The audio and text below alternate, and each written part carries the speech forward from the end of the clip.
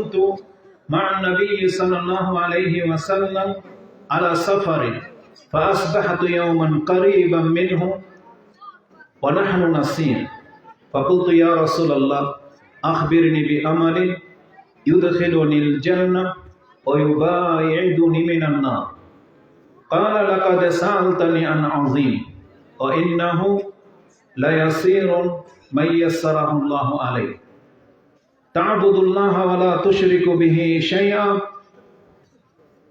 وتقيم الصلاة وتؤتي الزكاة وتصوم رمضان وتحج البيت ثم قال ألا أدلك على أبواب الخير قلت بلى يا رسول الله قال الصيام جنة والصدقة تطفئ الخطيئة كما يطفئ الماء النار وصلاة الرجل من جوف الليل ثم قال ألا أخبرك من الأمر كله من الرأس أمر كله وعموده وذروة سنمه قلت بلى يا رسول الله قال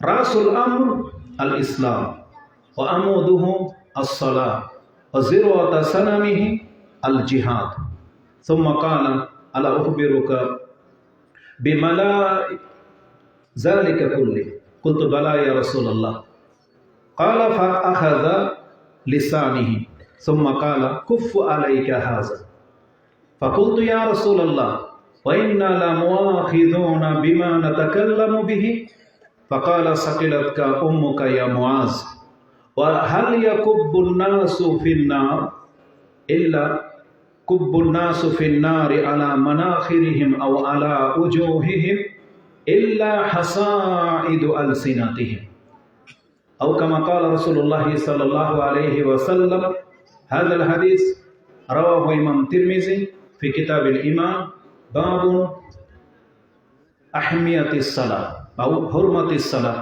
وقال هذا حديث حسن صحيح প্রশংসা মাত্র আল্লাহ সুবহানাহু ওয়া তাআলা, যিনি বিশ্ব জগতের একমাত্র মালিক, যিনি আমাদেরকে সৃষ্টি করেছেন মানুষ রূপে এবং মানুষের মধ্য থেকে যিনি আমাদেরকে মুসলিম করেছেন এবং মুসলিমদের মধ্য থেকে যারা আল্লাহ সুবহানাহু ওয়া তাআলার ইবাদত করে আমাদেরকে তাদের অন্তর্ভুক্ত করেছেন।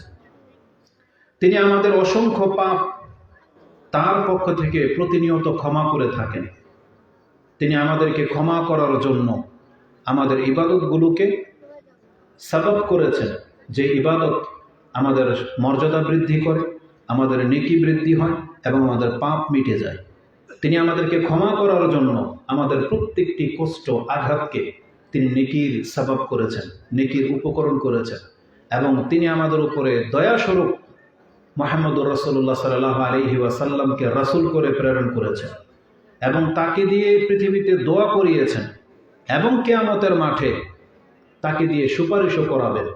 আর আমাদের নবী মুহাম্মদুর রাসূলুল্লাহ সাল্লাল্লাহু আলাইহি ওয়াসাল্লামের সুপারিশে অসংখ্য পাপী মুসলিমকে আল্লাহ ক্ষমাও করবেন। তারপরে ফেরেশতারাও সুপারিশ করবেন, তাদের সুপারিশও গ্রহণ করা হবে। মুমিনরা আরেক মুমিনের জন্য সুপারিশ করবেন, তাদের সুপারিশও গ্রহণ করা হবে। এমনকি পৃথিবীতে যদি এমন কোনো মুসলিম থেকে থাকে যার কোনো আত্মীয় স্বজন নাই, যার কারো সুপারিশে নাজাত পাবে না, কিন্তু মুসলিম হওয়ার কারণে আল্লাহ নিজে দয়া করে নিজের হাতে তাকে জাহান্নাম থেকে তুলবেন।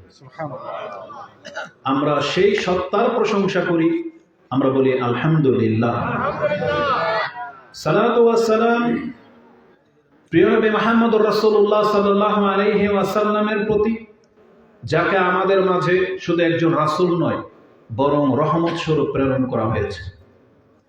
তিনি আমাদের উপর অনেক বেশি দয়াবান ছিলেন, তার অনেক বেশি এহসান তিনি তার উম্মতের উপরে করে গেছেন।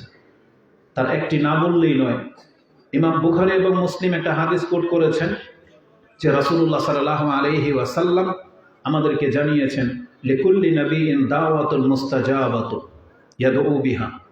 প্রত্যেকটা নবীকে আল্লাহ বিশেষ একটা দোয়া করার অনুমতি দিয়েছেন, যে তোমাকে এই বিশেষ পাওয়ার দেওয়া হলো, তুমি যা চাইবা তোমাকে তাই দেওয়া হবে।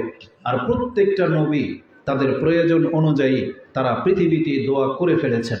যখন আমাদের নবীর সময় আসছে, আমাদের নবী মুহাম্মদ সাল্লাল্লাহু আলাইহি ওয়াসাল্লামকেও আল্লাহ ঠিক এমন একটা পাওয়ারফুল জিনিস দিয়েছিলেন এবং বলেছিলেন, এটা আপনি যখন যেই কাজে ব্যবহার করবেন, যা চাইবেন আপনাকে তাই দেওয়া হবে। এই কথা শোনার পরে রাসূলুল্লাহ সাল্লাল্লাহু আলাইহি ওয়াসাল্লাম তিনি বলেন, ওয়াইন্নি আরাদতু আন আখতাবিয়া দাওয়াতি শাফাআতুন লিউম্মতি ইয়াউমাল কিয়ামা। যেই দিন আমি এটা শুনেছি যে আমি যা চাবো আমাকে তাই দেওয়া হবে, ওই দোয়াটাকে আমি পৃথিবীর কারোর জন্য ব্যবহার করি নাই। কত বিপদ গেছে, তিনি নিজের জন্য ব্যবহার করেননি, তার বংশের জন্য ব্যবহার করেননি, আরব দেশের জন্য ব্যবহার করেননি। রাসূল বলেছেন, আমি ইচ্ছা পোষণ করেছি আমার সেই দোয়াটাকে আমি গোপন করে রেখে দিলাম, যেটা আমি আমার উম্মতের শাফাতের জন্য কিয়ামতের মাঠে ব্যবহার করব। এবং তার এই সুপারিশে অসংখ্য মুসলিমকে সেই দিন মুক্ত করা হবে। তা আমাদের উপরে যিনি এত বড় ইহসান করেছেন, আমরা সেই রাসূলের প্রতি সালাত এবং সালাম পাঠ করি। আমরা বলি, আল্লাহুম্মা সাল্লি ওয়া সাল্লিম ওয়া বারিক আলা নবিয়িকা মুহাম্মদ।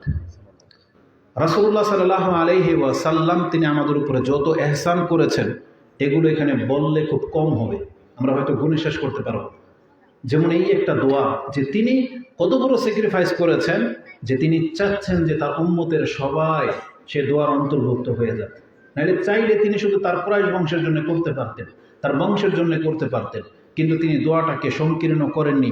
তার পৃথিবীতে যত উম্মত তার হবে সবার জন্য তিনি কিয়ামতের মাঠে এই দোয়াটা ব্যবহার করবেন।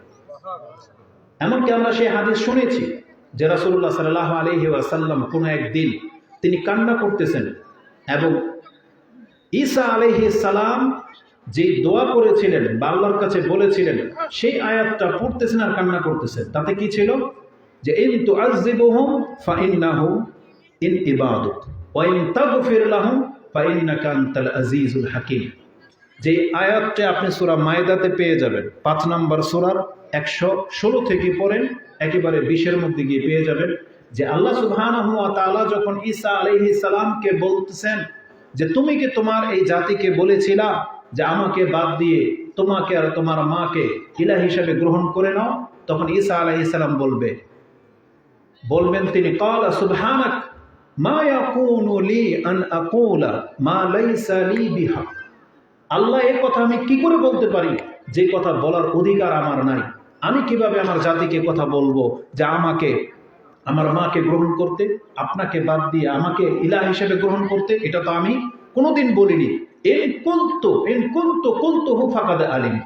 যদি আমি এই কথা বলে থাকি আল্লাহ, তাহলে আল্লাহ তুমি তো ভালো করেই জানো, এই কথা আমি বলিনি। তখন তিনি তার এই জাতির ক্ষমার জন্যে সাহস পাবেন না যে আল্লাহ তাদের ভুল হয়ে গেছে, তাদেরকে ক্ষমা করে দেন। তিনি এভাবে বলতে সাহস পাচ্ছেন না, বরং তিনি হাসরের মাঠে বলবেন, ইন তাগফির লাহুম, আপনি যদি তাদেরকে ক্ষমা করে দেন, ফাইন্নাহুম ইবাদুক, তারা তো আপনারই বান্দা, আমার কিছু করার নাই, আপনার বান্দা তারা, আপনি যদি ক্ষমা করে দেন দিতে পারে, তাহলে আমার কিছু করার নাই। এই আয়াতকে রাসূলুল্লাহ সাল্লাল্লাহু আলাইহি ওয়াসাল্লাম স্মরণ করতেছেন এবং কাঁদতেছেন। কেন কাঁদতেছেন এটা আল্লাহ ভালো করেই জানে, কিন্তু আল্লাহ সুবহানাহু ওয়া তাআলা জিবরিল আলাইহিস সালামকে প্রেরণ করে দিলেন এবং বলেন, গিয়ে আমার নবীকে সালাম জানান যে আল্লাহ আপনাকে সালাম জানিয়েছেন এবং জানতে চেয়েছেন আপনি কেন কান্না করতেছেন।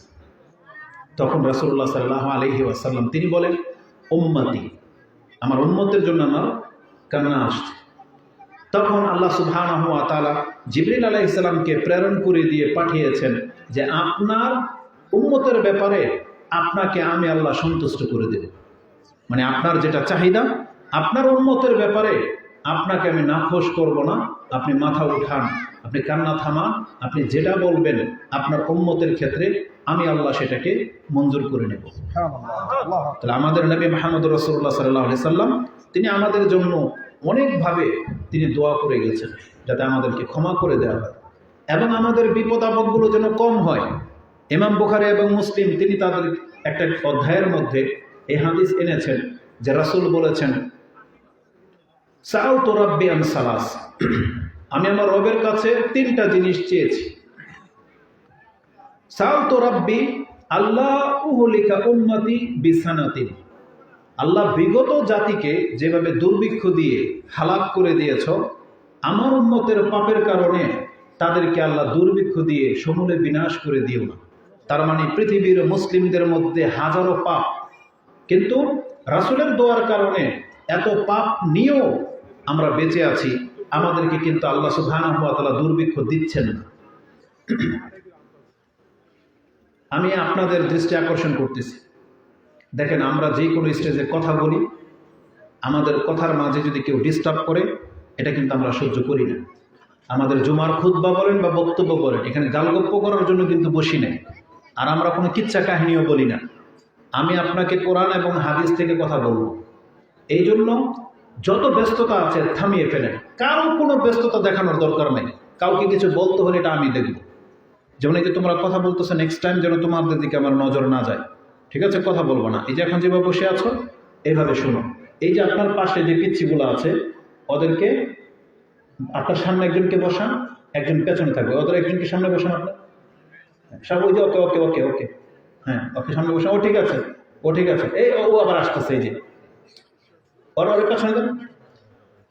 দুইটা আবার একসাথে বসলো। কি বললাম আপনি বুঝেন নাই কথাটা? একজনকে পেছনে দেন, একজন আলাদা থাকবে, কারণ দুইজন থাকলেই কথা বলে। ওকে পেছনে দেন। আর আপনারা যারা আছেন এই দিকে, কে কি করলো কি বললো আপনার দিকে তাকাবেন না। আপনারা কিন্তু আজকে আসছেন কথা শুনতে, আর আমি কথা বলতে। যদি আপনারা এদিক সেদিক তাকান, তাহলে কাকে উদ্দেশ্য করে কথা বলবো? আর আরেকটা কথা বলে দিই, আমার চেহারাটা হয়তো আপনার পছন্দ হবে না, বয়স কম, অত আলেমের মতো লাগে না, দেখতে শুনতে অতটা সুন্দরও না, হয়তো ভাষাতেও আমারও ত্রুটি আছে, অত এডুকেটেড পার্সন আমি না, সার্টিফিকেটও নাই। তবে কথা হচ্ছে যে আমি যেখান থেকে কথা বলতেছি সেটাকে তো আপনি মূল্যায়ন করবেন। আমার কথাটা আপনি ছুঁড়ে ফেলে দেন, কিন্তু কথা যদি কোরআনের হয়। আরে এখানে বসে যদি বাচ্চাও যদি আল্লাহর কথা বলেন, আমরা প্রত্যেকটা মুসলিম শুনতে বাধ্য। অতএব আপনি এদিক সেদিক তাকাতে পারবেন না, কিন্তু না আপনি আপনার মর্যাদা হারাবেন। আর আরেকটা কথা বলি, আজকের ওয়াজ মাহফিলগুলো হয়ে গেছে ট্রেডিশনাল, এলাকা ভিত্তিক, আঞ্চলিকতা, জাস্ট একটা অনুষ্ঠান। কিন্তু মূলত এটা কিন্তু শুধু অনুষ্ঠান ছিল না, বরং এটা হচ্ছে একটা সাক্ষী। কিয়ামতের মাঠে কিন্তু এটারও জবাব আমাকে দিতে হবে, আপনাকেও দিতে হবে। আমি কি বলছি সেটার জবাব আমাকে দিতে হবে। আপনি কি শুনলেন, বুঝলেন কিনা বা শুনলেন কিনা, এটারও জবাব কিন্তু আপনাকে দিতে হবে। আর আমরা বানায় কোনো কথা বলি না বলেছি। আপনি খুলুন কোরআন, সূরা মুলক 67 নম্বর সূরা, 9 এবং 10 নম্বর আয়াত খোলেন। তাতে আল্লাহ সুবহানাহু ওয়া তাআলা কিছু ব্যক্তিদের সম্পর্কে বলে দিয়েছেন, এরা জাহান্নামে যাবে, এবং জাহান্নামের দারোয়ান যিনি মালাক, সেই ফেরেশতা আক্ষেপ করে বলবে, তোমরা জাহান্নামে কেন? আলাম ইয়াতিকুম নাযীর, তোমাদের কাছে কি বুঝাইতে পারে, সতর্ক করতে পারে এমন কেউ আসে নাই? আলাম ইয়াতিকুম নাযীর। তখন তারা বলবে, কালু বালা কাদ জাআনা নাযীরুন ফাকাজ্জাবনা, আমাদের কাছে সতর্ককারী এসেছিল, কিন্তু আমরা তার কথাটাকে অতটা সত্যায়ন করিনি, আমরা ভ্রুক্ষেপ করিনি। অকুলনা মা নাযালাল্লাহু মিন শাই, আর আমরা এটাই মনে করতাম তো আল্লাহ এইসব কিছু নাজিল করেন, এগুলো হুজুরদের বানানো কথা। যেমন আমরা যদি এই অনুষ্ঠানের ফজিলত বলি, যেমন দেখবেন আমাদের আলেমরা, আমরা যখন এভাবে শুনতাম তখন বাংলায় একটা কথা বলতো যে জিকিরের মজলিসে যারা বসে আল্লাহ সবাইকে ক্ষমা করে দেন। তো আপনি যদি বুঝলেন সুবহানাল্লাহ বলেন, আমরা কিন্তু তখন হাসতাম। কি বলতাম জানেন? মনে করতাম যে হুজুরদের চালাকি, আমরা যেন এখান থেকে না যাই, সেই জন্য হয়তো বলে দিছে যে এখানে বসলে পাপকে মাফ করে দেওয়া হবে। কারণ আমরা সবাই জানি যে আমরা কত বড় বড় পাপী, তাই না? তাহলে এত বড় বড় পাপী, আপনি মুসকে মুসকে হাসবেন যে অমুক নেতা পাশে বসা আছে, আর হুজুরে তো কইল যে এখানে বসার কারণে এর আল্লাহ মাফ করে দিব। তখন আপনার মনে হচ্ছে কি সেই কথাটা আপনি নিতে পারতেছেন না, আপনার কাছে না বিবেকের খেলাফ মনে হচ্ছে, যেটা হুজুরও তার হাদিস নাম্বার সহ বলে নাই, এই জন্য আপনার হয়তো আস্থা হচ্ছে না। কিন্তু পরবর্তীতে আমরা যখন শিখলাম, দেখলাম হুজুর তো মিথ্যা বলে নাই, হাদিস তো বুখারী মুসলিমে আছে। কি মনে করেন? আপনি ধোঁকা খেয়ে গেছেন যে এত বড় একজন পাপী আর এখানে বসেছে, 1 ঘন্টা বসার কারণে আল্লাহ তার পাপকে মাফ করে দিবে। এটা কিভাবে হইতে পারে? এটা আপনার কাছে বিস্ময়কর মনে হতে পারে, কিন্তু আপনি কি এটা জানেন না? এই শিক্ষাকে আল্লাহ আমাদেরকে দেয় নাই যে আল্লাহ হচ্ছেন গফুরুর রহিম, আল্লাহ হচ্ছেন ক্ষমাশীল এবং দয়াবান।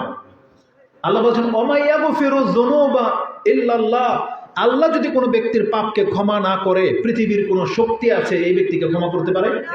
তাহলে ক্ষমাশীল যেহেতু আল্লাহ, আর আল্লাহ যদি এই ধরনের মজলিসে বসলে আমাদের পাপকে মাফ করে দেয়, তাহলে পৃথিবীর কেউ তাকে ধরে রাখতে পারবে? তাহলে আল্লাহ নিজে বলেছেন, হ্যাঁ এই ধরনের মজলিসে বসলে আমি প্রত্যেক ব্যক্তিকে ক্ষমা করে দিই। আপনি চাইলে আমি হাদিসের আরবি ইবারত সহ আপনাকে বলতে পারি, যে হাদিস আপনি মুসলিমে জিকিরের অধ্যায়ের 8 কি 15 নম্বর পর্বে পেয়ে যাবেন। হাদিস হচ্ছে 6372 নম্বর হাদিস, এবং বুখারীতে সম্ভবত হাদিসটি 6482 রয়েছে বা 6804 নম্বরে রয়েছে, যেখানে জিকিরের মজলিস, সেই হাদিসে আপনি পাবেন। আল্লাহ সুবহানাহু ওয়া তাআলা কিছু ফেরেশতাদেরকে নিযুক্ত করে রেখেছেন, ইয়াতুফুনা ফিত তুরুকি ইয়ালতামিসুনা আহলা যিকরি ইযা ওয়াজাদা কওমান ইয়াযকুরুনা আল্লাহা তানাদাউ হালুম্মা ইলা হাজাতিকুম। আল্লাহর রাসূল বলতেছেন, পৃথিবীতে কিছু ভ্রাম্যমান মোবাইল ফেরেশতা আছে যারা পৃথিবীতে বিচরণ করে বেড়ায়, আর যেখানে আল্লাহর জিকিরকারীকে পেয়ে যায় তারা একে অপরকে ডাকে, আসো যাদের জন্য পৃথিবীতে আমরা এসেছি তাদেরকে পেয়ে গেছি, যে অমুক এলাকায় তারা বসেছে, তখন তাদেরকে ডাকা হয়। আশেপাশে ফেরেশতারা এসে, রাসূল বলেছেন, ফায়াহুফুনাহুম বিআজনিহাতিহিম ইলা সামাঈদ দুনিয়া, তখন ওই ফেরেশতারা একে অপরের পাখা দিয়ে একবারে পুরো প্যান্ডেলটাকে ঘিরে নেয় এবং প্রথম আকাশ পর্যন্ত দেয়াল বানিয়ে দেয়। কেন দেয়াল বানিয়ে দেয়? কারণ আল্লাহ সুবহানাহু ওয়া তাআলার নীতি হলো, যেখানে আল্লাহর জিকির হয় নাযালাত আলাইহিমুস সাকিনা, সেখানে প্রশান্তি নাজিল হয়। ও গাশিয়াতুহুমুর রাহমা, তাদেরকে রহমত ঘিরে নেয়। ও যাকারাহুমুল্লাহু ফি মান ইনদা, আমরা তো একদম কম দামি মানুষ, আমরা আল্লাহর বরত্ব নিয়ে এখন কথা বলতে বসেছি। এই যে কথা বললে আপনারা সুবহানাল্লাহ বলতেছেন, আলহামদুলিল্লাহ বলতেছেন, আমরা সব কম দামি মানুষ না? আমাদের আর কি, আমরা যদি আল্লাহকে স্মরণ নাও করি, আল্লাহর রাজত্বে কোনো অভাব পড়বে? পড়বে না। কিন্তু আল্লাহ কাউকে মর্যাদা দিতে কার্পণ্য করেন না। আল্লাহ আমাদেরকে বলেছেন, তুমি যদি আমার নিয়ে তোমার গ্রামে আলোচনা করো, আমি তোমাদের চাইতে শ্রেষ্ঠ মজলিসে তোমাদেরকে নিয়ে আমি আল্লাহ আলোচনা করব। আপনি কি মনে করেন পার্লামেন্টে আপনাদের গ্রাম বা এই সম্পর্কে কোনো আলোচনা হয় না? কথার কথা। কিন্তু আমরা যখন বড় বড় ব্যক্তিদের, নেতাদেরকে নিয়ে আলোচনা করি, তাই না, তারা খবরও রাখে না। কিন্তু যদি এমন হয় আপনার এলাকার কোনো এমপি নেতা গিয়ে পার্লামেন্টে আপনাদেরকে নিয়ে আলোচনা করবে, তখন আপনার বুকটা ভরে যায় না, যে না আমাদের নেতারা আমাদেরকে বলে নাই, তাই না? তাহলে আল্লাহ নিজে বলতেছেন, ওয়াযাকারাহুমুল্লাহু ফী মান ইনদা, আল্লাহর কাছে সম্মানিত যে বৈঠক হয়, আল্লাহ বলতেছেন ওই লোকদেরকে আল্লাহ সেই বৈঠকে স্মরণ করে। এটা অনেক বড় একটা ব্যাপার। এই জন্য আল্লাহর মজলিসকে আপনি কখনো ছোট করে দেখবেন না। বক্তাকে ভুলে যান, চেহারার মধ্যে একটা পর্দা ফেলে দেন, চিনেন না তাকে, বাদ দেন, কিন্তু কথাগুলো কি বলতেছে সেটাকে আপনার ফোকাস করতে হবে। মূল্য হচ্ছে কথার উপরে ভিত্তি করে, ওটাকে আপনি মূল্যায়ন করবেন। কথা যদি হয় আপনার কোরআনের কথা, তাহলে আপনি গ্রহণ করবেন। আমার কোরআন কেন বললাম না? কারণ আমার কোরআন বানানো হইতে পারে, যেটা আমাকে চিনেন না, তো আমি অন্য কেউ তো হইতে পারে, তাই না? আমাদের সমাজে দেখবেন কিছু হইলেই বলে হুজুর ইহুদিদের দালাল, কিছু হইলে একটা বলে, কিছু জানুক আর না বলে দিবে এটা ইহুদিদের দালাল, এ অমুক তুমুক বলে দিবে, তাহলে আপনি ধোঁকা খেয়ে যাবেন। কিন্তু দেখেন তো, যে কোরআনটা আপনার ঘরে আছে, সেই কোরআনের মধ্যে এই সূরাটা আছে কিনা, এই আয়াতটা আছে কিনা, তখন তো আপনার আসতে হবে নাকি না? সূরা মুলক, আপনাদের কোরআনের মধ্যে সূরা মুলক বলে কোনো সূরা আছে? তাহলে মিলে গেল, আমার সাথে আপনার সাথে মিলে গেল। তার মানে আমাদের কোরআন এক। বুঝেন কথা? তার মানে আমাদের কোরআন এক। তার মানে আমি ভিন দেশের কোনো হুজুর না, আপনাদেরই হুজুর। এই জন্য আস্থার সাথে শুনতে হবে, প্রশান্ত নিয়ে এবং মনের প্রশস্ততা নিয়ে। সংকীর্ণতা রাখা যাবে না। আমি কে না কে ওটা তো আপনি ডিসাইড করবেন। আমি যখন এখান থেকে উঠে যাব, তখন আমি কি বললাম এটার উপরে ভিত্তি করে আপনি জাস্টিফাই করবেন যে কথাগুলো কি ভালো ছিল নাকি ভালো ছিল। ভালো হলে গ্রহণ করবেন, ভালো না হলে ছুঁড়ে ফেলে দিবেন। কিন্তু মন্তব্য আগে করবেন না, মন্তব্যটা হবে পরে। কাজ দেখে তারপরে আপনি নির্ধারণ করবেন এর মজুরি কত হতে পারে। আগে থাকে তাকে ডিসকোয়ালিফাই আপনি করে দিয়েন না, আগে আপনি শুনেন, এটা আপনার প্রথম দায়িত্ব। যদি এটা আপনি না করেন, আপনার কয়েকটা ক্ষতি আছে। যে আয়াতটা সূরা মুলকের 9 এবং 10 নম্বর আয়াতে আছে, সেই ব্যক্তি ওই দিন আফসোস করে বলবে, ওয়াকালু লাউ কুন্না নাসমাউ আও নাকিলু মা কুন্না ফি আসহাবিস সাইর। আমি একবার ওয়ার্ড বাই ওয়ার্ড ভেঙে আপনাকে আয়াতটা বলে দিলাম। আল্লাহ বলেছেন, সেই ব্যক্তি যে জাহান্নামে যাবে, তাকে যখন জিজ্ঞেস করা হবে, তোমরা তো মুসলিম, তোমাদের কাছে তো রাসূল এসেছিল, তারপরে তুমি জাহান্নামে কেন? তখন সে বলবে, ওয়াকালু লাউ কুন্না নাসমাউ, হায় যদি দুনিয়াতে আমরা কথা শুনতাম, কোরআন হাদিস দিয়ে আমাদেরকে বোঝানো হয়েছিল, যদি সেই দিন আমরা কথাগুলো শুনতাম আও না কেলো, যদি বুঝতাম, মা কুন্না ফি আসহাবিস সাইর, তাহলে আজকে আমরা জাহান্নামী হই না। আমাদের রাসূল যা বলেছেন, আমাদের সাহাবা একরামরা, আমাদের আলেমরা যা বলেছেন, যদি কথাগুলোকে আমরা মূল্যায়ন করতাম, তাহলে আজকে আমরা জাহান্নামী হই না। তাহলে অতএব আজকে অধিকাংশ মুসলিমরা যেই চরিত্রে পেশ হয়, তার অধিকাংশ মানুষ খুতবার পরে আসে। ওই নামাজ যখন শুরু হয়, জুমার নামাজ, তখন আসে, খুতবা শোনে না। তাহলে আপনি যদি খুতবাই না শোনেন, আপনি যদি কোন একজন আলেমের বক্তব্য না শোনেন, আপনার এই অন্তরটা তো মরে যাবে, এই অন্তরটা তো শক্ত হয়ে যাবে। এই জন্য না আজকে আমাদের অধিকাংশদের চরিত্র বিগড়ে যাচ্ছে, এই জন্যই বিগড়ে যাচ্ছে। কথায় কথা আসে, দেখেন আরেকটা আয়াত মনে পড়ে গেছে। আল্লাহ সুবহানাহু ওয়া তাআলা হচ্ছেন আমাদের স্রষ্টা। তিনি ভালো করে জানেন মানুষের অন্তর কিভাবে পরিবর্তন হবে, নাকি জানে না? আল্লাহ সূরা মুলকের মধ্যে বলেছেন, সম্ভবত 12-13 নম্বর আয়াতে আল্লাহ বলেছেন, আলা ইয়ালামু মান খালাকা ওয়া হুয়াল লাতীফুল খাবীর। যেই আল্লাহ তোমাকে সৃষ্টি করলেন, তিনি কি করে জানবেন না তোমার চরিত্র সম্পর্কে? অবশ্যই তিনি সূক্ষ্ম থেকে সূক্ষ্ম বিষয় খবর রাখেন। তার মানে আল্লাহ আমাদেরকে সৃষ্টি করেছেন, আমাদের অন্তরের সবকিছু তিনি জানেন, এবং কোন কথা বললে আমরা আল্লাহর প্রতি ঈমান আনবো, আমরা সৎ হব, তওবা করব, ওইভাবে আল্লাহ কথা বলেছেন। এই জন্য আজকে দেখবেন এত ফিতনার মাঝে যারা দাড়ি রেখেছেন, যারা হালাল খাচ্ছেন, যারা 5 ওয়াক্ত নামাজ পড়তেছেন, কোন জিনিস তাকে এই 5 ওয়াক্ত নামাজ পড়তে বাধ্য করলো? কোন জিনিস তাকে দাড়ি রাখতে বাধ্য করলো? সে ফেলতে পারে না কেন? কোন জিনিস তার ঘরে পর্দাকে বাধ্য করে দিল?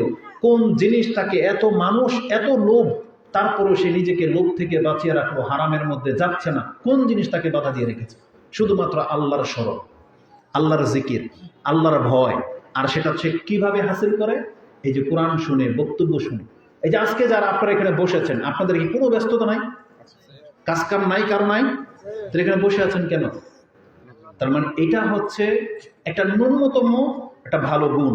আজকে আপনার মধ্যে ভালো গুণ আছেন বিদায় আপনি কিন্তু তৌফিক পেয়ে গেছেন। আর আমি আজকে মুসলিম মানে একজন মানুষ হিসাবে আপনাকে বলবো, হুজুর হিসাবে না। ভুলে যান যে একটা হুজুর কথা বলতেছে। একজন ব্যক্তি হিসাবে আমি আপনাকে বলতে চাচ্ছি, অবশ্যই বর্তমান যুগের যার মধ্যে সরিষা পরিমাণ ঈমান আছে, ভালো আছে, সেই কেবল এই ধরনের মজলিসে বসার তৌফিক পেয়ে যায়। না হলে তো অধিকাংশ মানুষ তো গান বাজনা নিয়ে ব্যস্ত।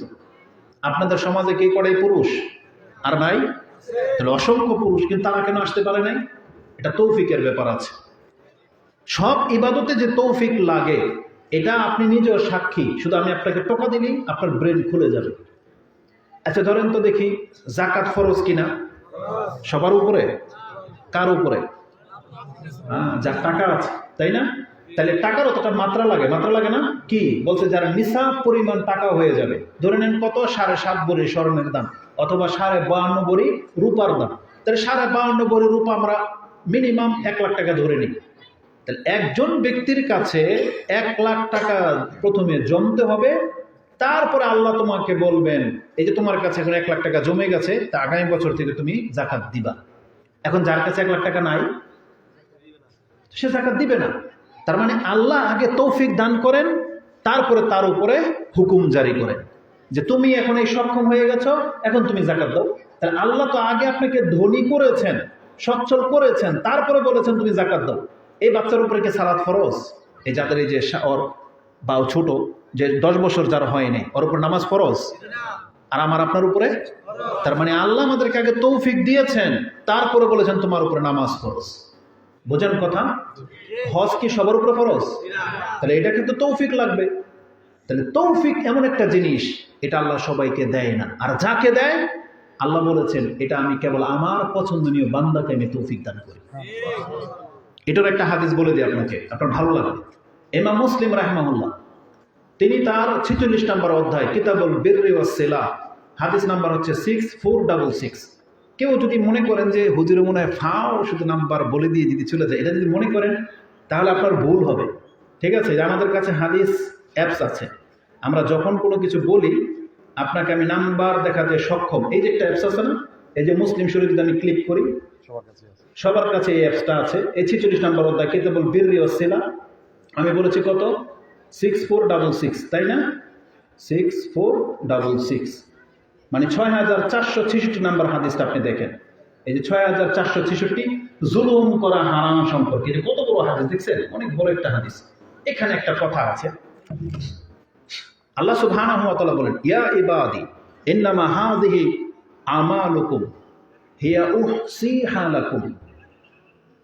আল্লাহ বলতেছেন, এই যে তোমরা যে কর্মগুলো করো, আমি আল্লাহ সেগুলোকে সংরক্ষণ করে গণনা করে রাখার সিস্টেম করেছি। হিয়া উহসিহা লাকুম। কেন? আল্লাহ সুবহানাহু ওয়া তাআলা বলেছেন, সুম্মা উওফিয়াকুম ইয়াহা, যাতে করে আমি তোমাদেরকে সেই কর্মের পরিপূর্ণ বদলা দিতে পারি। আল্লাহ সুবহানাহু ওয়া তাআলা এটা একটা সূক্ষ্ম কথা বলেছেন যে তোমাদের যে ইবাদতগুলো তোমরা করো, কি ইবাদত? এই যে ধরেন আপনি সুবহানাল্লাহ বললেন, আজকের বৈঠকে আপনি কতবার সুবহানাল্লাহ বলেছেন? কে কে গণে ফেলেছেন? একজন হাত তোলেন। কেউ গণেছেন? গণেন না। আমাদের কাজ হচ্ছে শুধু করে যাওয়া, তাই না? আল্লাহ বলেছেন, যেহেতু তুমি বান্দা দুর্বল, আর তুমি কত কত জায়গায় ভালো কিছু কাজ করতেছো, তুমি যদি গুণে রাখো না, তাহলে তোমার নেকি তো হারিয়ে যাবে। আল্লাহ বলছে, তুমি ভয় পাও না, তোমার রব সেই দায়িত্ব নিয়ে নিয়েছেন, তোমার প্রত্যেকটা ইবাদত, সেটা ছোট হোক আর বড় হোক, আমি আল্লাহ সেটাকে সংরক্ষণ রাখার ব্যবস্থা করে দিয়েছি। এই জন্য ভালো কাজ করতে আপনি কখনো দ্বিধা করবেন না। রাসূলুল্লাহ সাল্লাল্লাহু আলাইহি ওয়াসাল্লাম আবু যার রাদিয়াল্লাহু তাআলা কে বলতেছেন, ইয়া আবু যার লা তাহকিরান্না মিনাল মারুফি শাইআন ওয়া ইন তালকা আখাকা বিওয়াজহিন তালিকিন। তোমার ভাইয়ের সাথে যদি রাস্তায় দেখা হয়ে যায়, তখন তুমি পারলে একটু হাসি মুখ নিয়ে তার সাথে কথা বলবা। কথা তো আমরা সবাই বলি না? আবার অনেকে মুখ ফিরিয়ে চলেও যায়।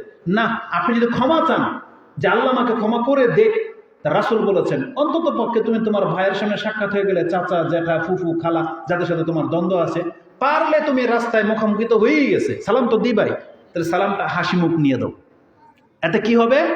এই যে তুমি যে হাসি মুখ নিয়ে দিলা, আর চাচার একটা ক্ষোভ ছিল তোমার উপরে, সে এটা ভুলে গেল যে না, ভাতিজা মনে হয় ভুলে গেছে এইসব কিছু, একটা বেয়াদবি করে ফেলেছিল। বা চাচা যখন সালাম দেবে, ভালো মতো কথা বলবে, তখন ভাতিজা ভাববে যে চাচা মনে আমাকে ক্ষমা করে দিয়েছে, বা ভাই মনে হয় আমাকে সহজভাবে নিয়েছে। এই যে তার মনে যে একটা ভালো চিন্তা আসবে, এই এতটুকু কারণে আল্লাহ আপনাকে ক্ষমা করে দিতে পারে।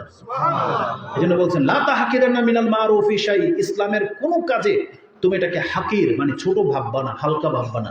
কারণ কুল্লু মারুফিন সাদাকা, ইসলামের প্রত্যেকটা কাজ আল্লাহ সাদাকার নেকি লিখে দেন, প্রত্যেকটা কাজ। আপনি কি ভুলে গেছেন সে হাদিস? এটাও ইমাম মুসলিম কোট করেছেন, কিতাবুল বিররিয়াস সিলার মধ্যে আছে যে একজন ব্যক্তি রাস্তা দিয়ে যাচ্ছিলেন, একটা গাছের ঢাল পড়েছিল।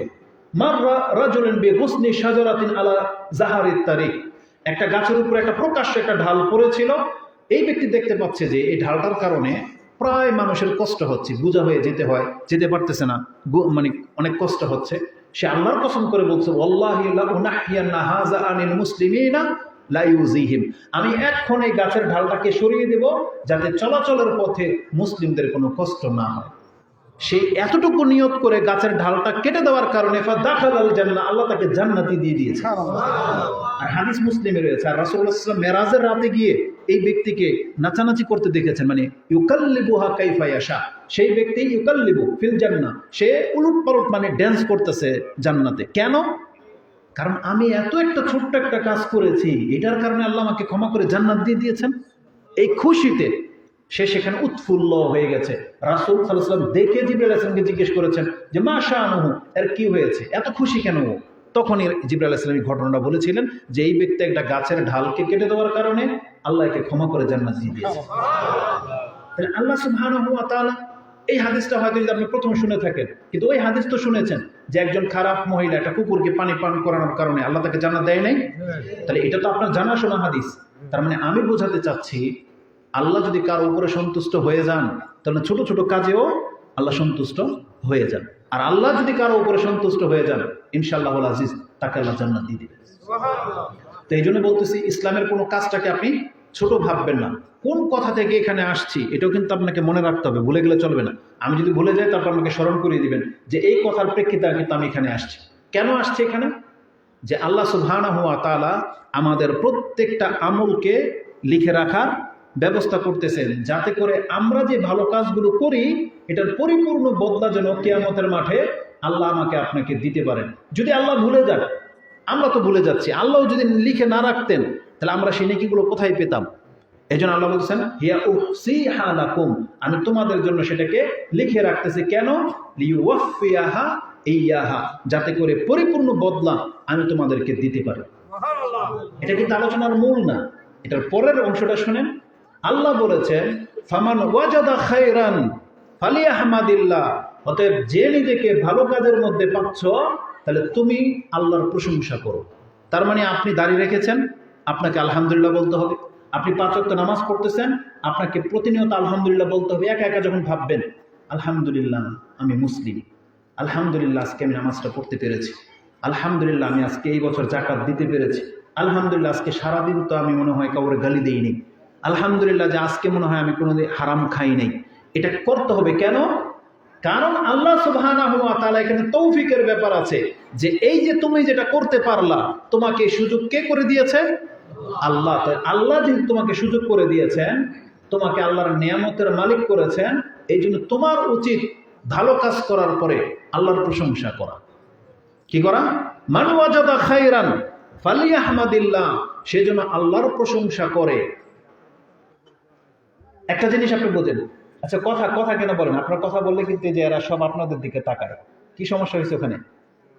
আচ্ছা এদিকে তাকায়েন না।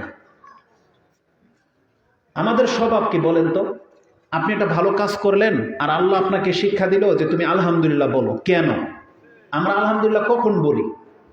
আমাদের চরিত্র হলো, খেতে বসছেন অনেকেই, যদি সবাইকে ভালো ভালো কিছু দেন, আপনার পাতে যদি ছোট্ট একটা টুকরা পড়ে, বা আপনার শেষে বসছেন বা দিতে দিতে শেষ হয়ে গেছে, আপনি একটু ঝোল পাইলেন, এখন এরা যেভাবে আলহামদুলিল্লাহ বলবে, আমি আর আপনি কীভাবে আলহামদুলিল্লাহ বলবো না, কারণ আমরা কম পাইলে আলহামদুলিল্লাহ মুখ দিয়ে বেরোয় না, তাই না? তাহলে মানুষের স্বভাব হলো পেলে আলহামদুলিল্লাহ বলে, অথচ আল্লাহ বলতেছেন তুমি যে এই যে ইবাদতগুলো করতেছো তুমি আলহামদুলিল্লাহ বলো। তাহলে ইবাদতের সাথে আলহামদুলিল্লাহর কি সম্পর্ক? আমি তো কিছুই পেলাম না, আরো না দিলাম, তাহলে আল্লাহ আমাদেরকে আলহামদুলিল্লাহ বলতে বললেন কেন? এটা এই জন্য আমরা বুঝি না, কারণ আমরা শুধু ইবাদতগুলোকে মনে করি এগুলো ইবাদত, কিন্তু আপনি জানেন না প্রত্যেকটা ইবাদত এক একটা নেয়ামত। প্রত্যেকটা ইবাদত কি? এক একটা নেয়ামত। আপনার ওই হাদিস হয়তো বললে আপনার স্মরণে হয়ে যাবে। ইব্রাহিম আলাইহিস সালামের সাথে যখন রাসূল সাল্লাল্লাহু আলাইহি ওয়াসাল্লামের সাক্ষাৎ হয়েছে মেরাজে, তখন তিনি বলেছিলেন আপনার উম্মতকে আমার পক্ষ থেকে সালাম জানাবেন। তার মানে আমাদেরকে কে সালাম দিছে? ইব্রাহিম আলাইহিস সালাম। ইব্রাহিম আলাইহিস সালাম আমাদেরকে এতটা সম্মান দেখিয়েছেন শুধু মুহাম্মদ সাল্লাল্লাহু আলাইহি ওয়াসাল্লামের উম্মত হওয়ার কারণে, যে আমার পক্ষ থেকে আপনি আপনার উম্মতকে সালাম জানাবেন, বলবেন তাদের উপরে শান্তি বর্ষিত হোক, এই দোয়া করেছেন ইব্রাহিম আলাইহিস সালাম, এবং বলবেন ইন্নাল জান্নাতা তুরবাতা তাইয়্যিবাতুন তুরবা বা তুরবাতুন তাইয়্যিবা, জান্নাত এমন একটা জায়গা যেই জান্নাতের মাটিগুলো অনেক উর্বর এবং মিসকে আম্বরের, এমন না যে আমাদের দেশের মাটির মতো মাটি, জান্নাতের মাটি হচ্ছে আম্বর, মিসকে আম্বরের, এবং এটা অনেক উর্বর। আপনার উম্মত যেন সেই জান্নাতে গাছ লাগায়। জান্নাত খালি পড়ে আছে, জান্নাতের যে জায়গাটা এটা তো বিশাল জায়গা হবে, এক একটা নিম্নমানের জান্নাতিকে 10টা পৃথিবীর মালিক করে দেওয়া হবে। তাহলে একটা না 10টা পৃথিবীর মালিক, কি করবেন এত এত জায়গা দিয়ে? আজকে আধা হাত জায়গার জন্য যে মারামারি করেন, কিন্তু আল্লাহ বলতে তোমার জন্য আমি 10টা পৃথিবী খালি ফেলে রেখে দিয়েছি। ওই হাদিসও আমি বলবো আপনাকে, যদি বলেছি এই হাদিসও বলবো ইনশাল্লাহ। এটা ইমাম মুসলিম কোট করেছেন। হাদিস হচ্ছে, যদি না বলি তখন ঘরে গিয়ে মিলিয়ে নিন। ইমানের অধ্যায়ে আছে হাদিস, আমরা ফাও কথা বলি না। ইমানের অধ্যায়ে আছে হাদিস, হাদিস সম্ভবত 353 নম্বর হাদিস। 353 নম্বর হাদিস। মূসা আলাইহিস সালাম তিনি তার রবকে বলেছিলেন যে আল্লাহ, আদনা আহলিল জান্নাতি মানজিলাতান, সবচেয়ে নিম্নমানের জান্নাতের মর্যাদা কি? তখন আল্লাহ সুবহানাহু ওয়া তাআলা বলেছেন হুয়া রাজুলুন ইয়াজিউ বাদা মা ইউদখিলু আহলাল জান্নাতাল জান্নাহ, সব মানুষ জান্নাতে চলে যাওয়ার পরে একজন ব্যক্তি আছে সারা জীবন পাপ করেছিল, শাস্তি পেতে পেতে এখন ওই শুধু বাকি আছে, ওই উঠে আসবে। আর কত বছর আগে সবাই যার যার জান্নাত দখল করে নিয়েছে, ওই একজনই শুধু বাকি ছিল, পাপী মুসলিম। ওর শাস্তি এত বেশি যে এখনো তার সাজা শেষ হয় নাই, তবে কোনো না কোনো দিন একদিন শেষ হবে মুসলিম হওয়ার কারণে। তখন ওই ব্যক্তি আসবে, এই ব্যক্তিকে আল্লাহ বলবেন উদখিলিল জান্নাহ, তুমি জান্নাতে প্রবেশ করো। এই ব্যক্তি বলবে ইয়া রাব্বি কাইফা ওয়াকাদ নাযালা মানাজিলাহুম আখাযা আখাযাতিহিম, প্রত্যেক মানুষ তার জায়গা দখল করে নিয়েছে, যা যা জান্নাতে নেওয়ার নিয়ে ফেলেছে, আমি কি পাবো? তখন আল্লাহ সুবহানাহু ওয়া তাআলা ওই শেষ ব্যক্তিকে উদ্দেশ্য করে বলবেন, আমা তারদা, তুমি কি এতে সন্তুষ্ট হয়ে যাইবা আমি আল্লাহ যদি তোমাকে এটা দেই, মিসলু মুলকি মালিকিম মিন মুলুকিদ দুনিয়া, আমি যদি দুনিয়ার কোনো একটা বাদশার মতো একটা রাজত্ব তোমাকে দিয়ে দিই, তাতে কি তুমি সন্তুষ্ট হইবা? এই ব্যক্তি বলবে, রব নাম ইয়া রাব্বি, বলছে রাদি তো রব, এতটুকু পাইনি তো আমার জন্য যথেষ্ট। মানে জুলকারনাইন পুরো পৃথিবীর বাদশা ছিল, তো যদি তার মতো রাজত্ব দিয়ে দেওয়া হয়, বলছে আমি সন্তুষ্ট, একটা পৃথিবী পেয়ে গেলে তো আমার আর কি লাগে। তখন আল্লাহ সুবহানাহু ওয়া তাআলা তাকে বলেন, হাযা লাকা ওয়া মিসলাহু ওয়া মিসলাহু ওয়া মিসলাহু ওয়া মিসলাহু। এইভাবে আল্লাহ যখন বলতে থাকবেন, এই ব্যক্তি ধৈর্য ধারণ করতে পারবে না। ফিল খামিসাতি, পঞ্চমবারে সেই ব্যক্তি সন্তুষ্ট বলবে, আল্লাহ আর লাগবে না, রাদিতু রব, আমার যথেষ্ট হয়ে গেছে। সেই ব্যক্তি 5টা পৃথিবীর কথা শুনে পরে বলবে যে আমার যথেষ্ট হয়ে গেছে। আল্লাহ বলবেন, হাযা লাকা ওয়া আশরু আমসা ওয়া আশরাতু আমসালিহি, এবং এই রকমের 10টা পৃথিবী আজকে আমি তোমার জন্য রিজার্ভ করে রেখে দিয়েছি। আল্লাহু আকবার। ওয়া লাকা মা মাশতাহাত নাফসুক ওয়া তালাজ্জাত আয়ুনুক, এই কথাটা আল্লাহ বলবেন, তোমাকে শুধু আমি 10টা পৃথিবী দেব না, আজকে তোমার জন্য এমন নিয়ামত আমি রিজার্ভ করে রেখে দিয়েছি, যা পাওয়ার পরে তোমার অন্তর প্রশান্ত হয়ে যাবে, তোমার চক্ষু ঠান্ডা হয়ে যাবে। পৃথিবীর কোনো নিয়ামতের মধ্যে এটা হয় না। আজকে আমাদের যুবক ভাইদেরকে বলবো বা ব্যক্তিদেরকে বলবো, আজকে অন্যের একটা বাইক দেখলে আপনি লোভ সামলাইতে পারেন না, আপনার কষ্ট হয়, আপনার বাপ মাকে আপনি কষ্ট দেন, নেশা করেন, কোনোভাবে ছিনতাই করে বা পাপ কাজ করে আমার কেন একটা বাইকের মালিক হতে হবে। আপনার এটা হচ্ছে সর্বোচ্চ টার্গেট। একটা আইফোন দেখলে কত কি যে বাংলার জমিনে পৃথিবীতে ঘটেছে, চোখ বিক্রি করে দিয়ে আইফোন কিনে। নির্লজ্জ এইসব মানুষ, কত অধম তারা, কিডনি বিক্রি করে দিয়ে নাকি আইফোন কিনে। পৃথিবীতেও এমন অধম মানুষ আল্লাহ সৃষ্টি করে রেখেছেন, কত অধম তারা, কত ধোকায় পড়ে যায়। একজন সুন্দরীকে দেখে একে না পেলে পেলে মরে যায়, বিষ খায়, আত্মহত্যা করে, যা খুশি তা করে, নেশা করে যায়।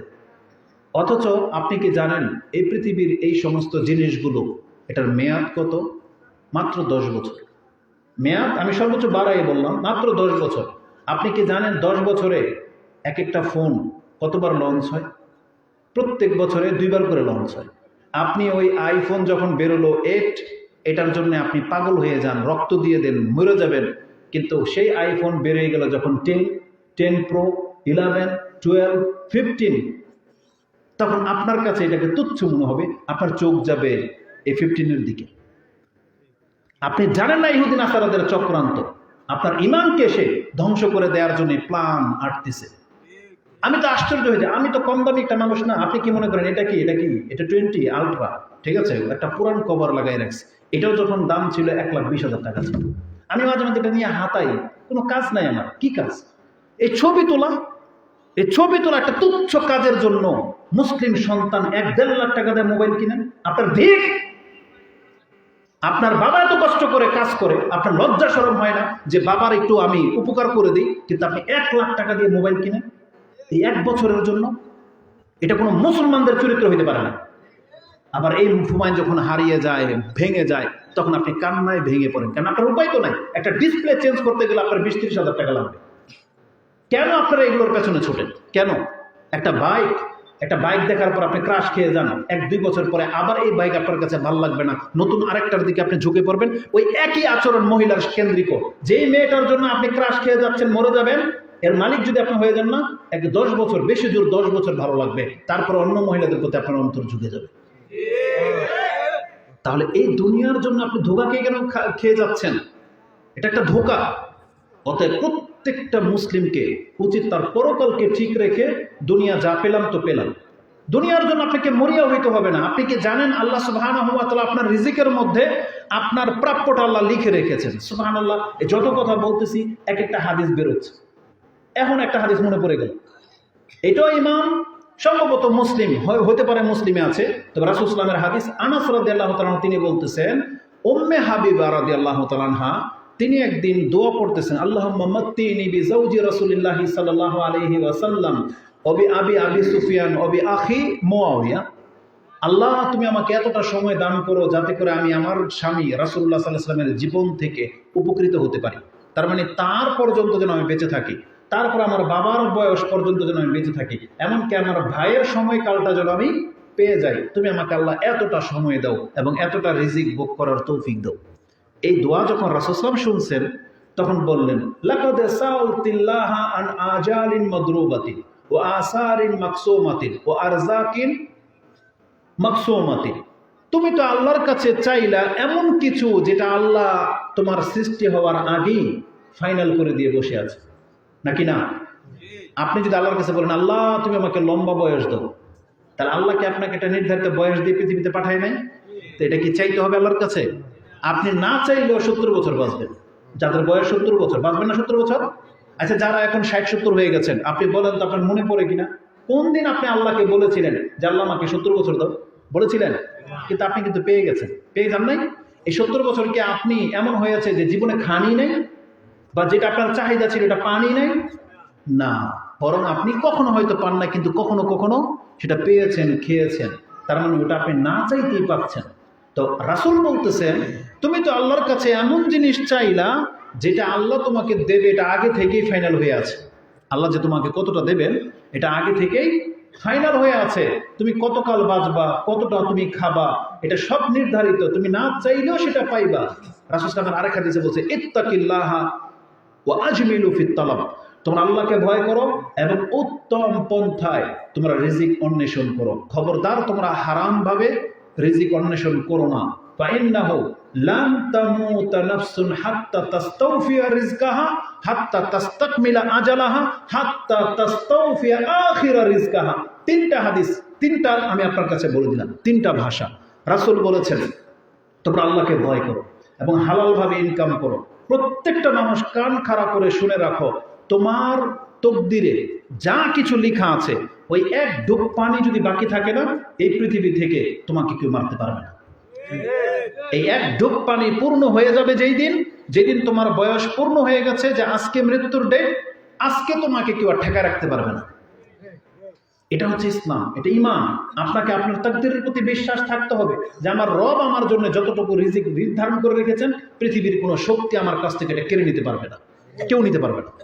অতএব বিশ্বাস রাখেন। তো এই যে উম্মে হাবিবা রাদিয়াল্লাহু তাআলা আনহা যে এইভাবে দোয়া চাইলেন, রাসূল বললেন বরং ওয়ালাকিন, তুমি যদি বলতো আল্লাহুম্মা ইন্নী আসআলুকাল আফওয়া ওয়াল আফিয়া, অথবা তুমি যদি বলতো আল্লাহুম্মা তুমি আমাকে কবরের আযাব এবং জাহান্নামের আগুন থেকে মুক্ত করে দাও, লাকানা খাইরাল লাকি, তাহলে তোমার জন্য এটা উত্তম হতো।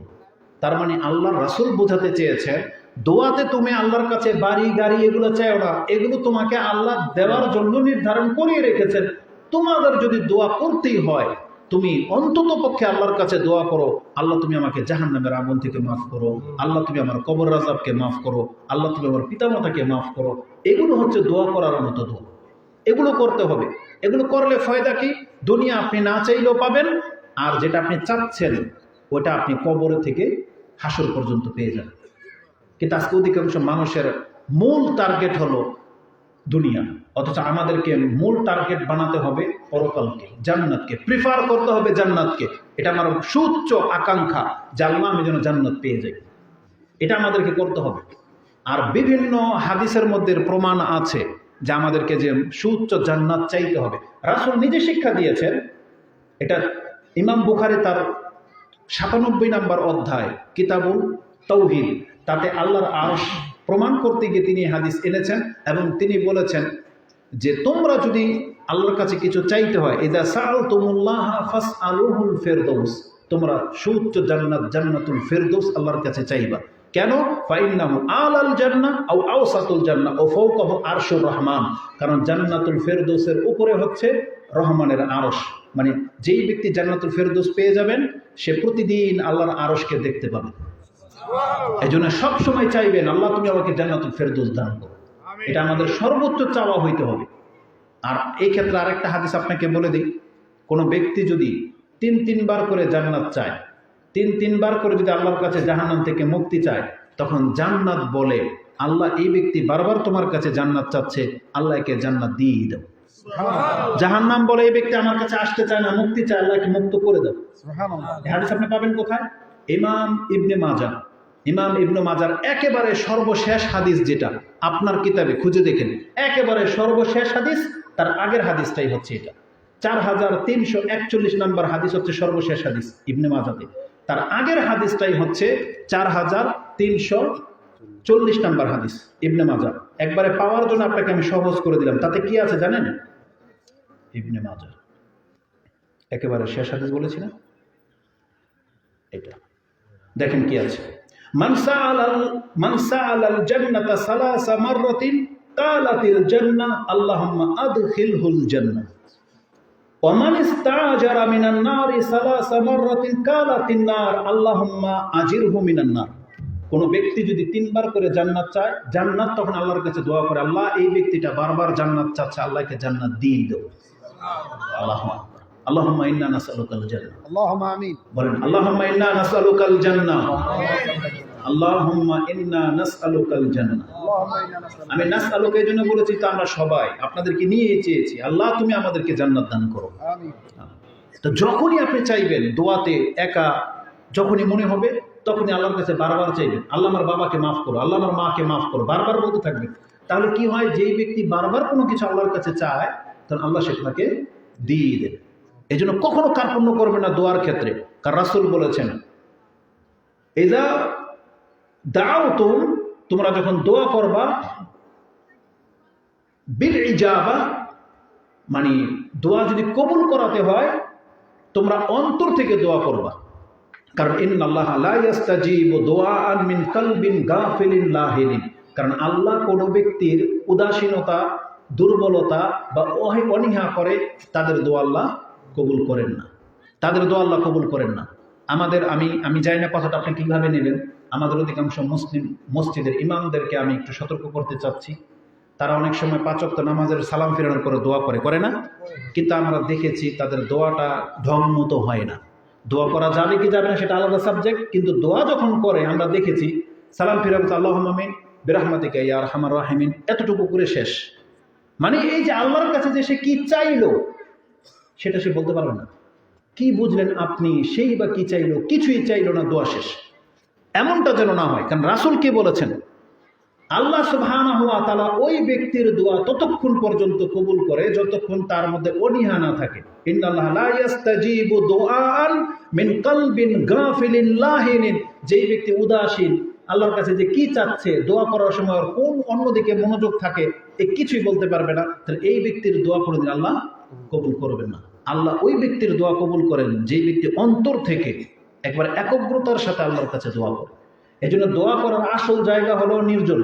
আপনি একা একা হাত তুলে দোয়া করবেন, কেউ দেখবে না, কেউ নাই। মসজিদে আসছেন, 2 রাকাত নামাজ পড়েন, পরে কোনায় বসে সামনের কাতারে বসে আপনি দোয়া করতে থাকেন, কেউ নাই, কেউ দেখবে না, কেউ বুঝবে না। এটা হচ্ছে উত্তম দোয়া। ঘরে রাতে তাহাজ্জুদের দোয়া করেন, ভালো একটা কাজ করেছেন, হাত তোলা লাগে না সব দোয়াতে। আপনি দান করলেন বা একটা ভালো কাজ করলেন, তখনই আপনি আল্লাহর কাছে বলতে পারেন, আল্লাহ তুমি আমার ভালো কাজটাকে কবুল করো এবং আমার পিতামাতাকে ক্ষমা করো। এইভাবে আমাদেরকে দোয়ার আদব শিক্ষা দেওয়া হয়েছে। তো যাই বক্তব্যের মূল অন্যদিকে ঘুরে যাচ্ছে। আমি মূল পয়েন্টে আপনাকে নিয়ে আসতে চাচ্ছি। আমি বলেছিলাম, যেই ব্যক্তি নিজেকে ভালো কাজের মধ্যে পাচ্ছেন, আপনি আল্লাহর প্রশংসা করবেন। কেন? কারণ এতগুলো কথা বলেছি শুধু এই জায়গায় আসার জন্য যে প্রত্যেকটা ব্যক্তি যখন ভালো কোনো কাজ করে, তাহলে এই তৌফিকটা কার পক্ষ থেকে? আল্লাহর পক্ষ থেকে। জেনে নেন, আল্লাহ সবাইকে সেই তৌফিক দেয় না।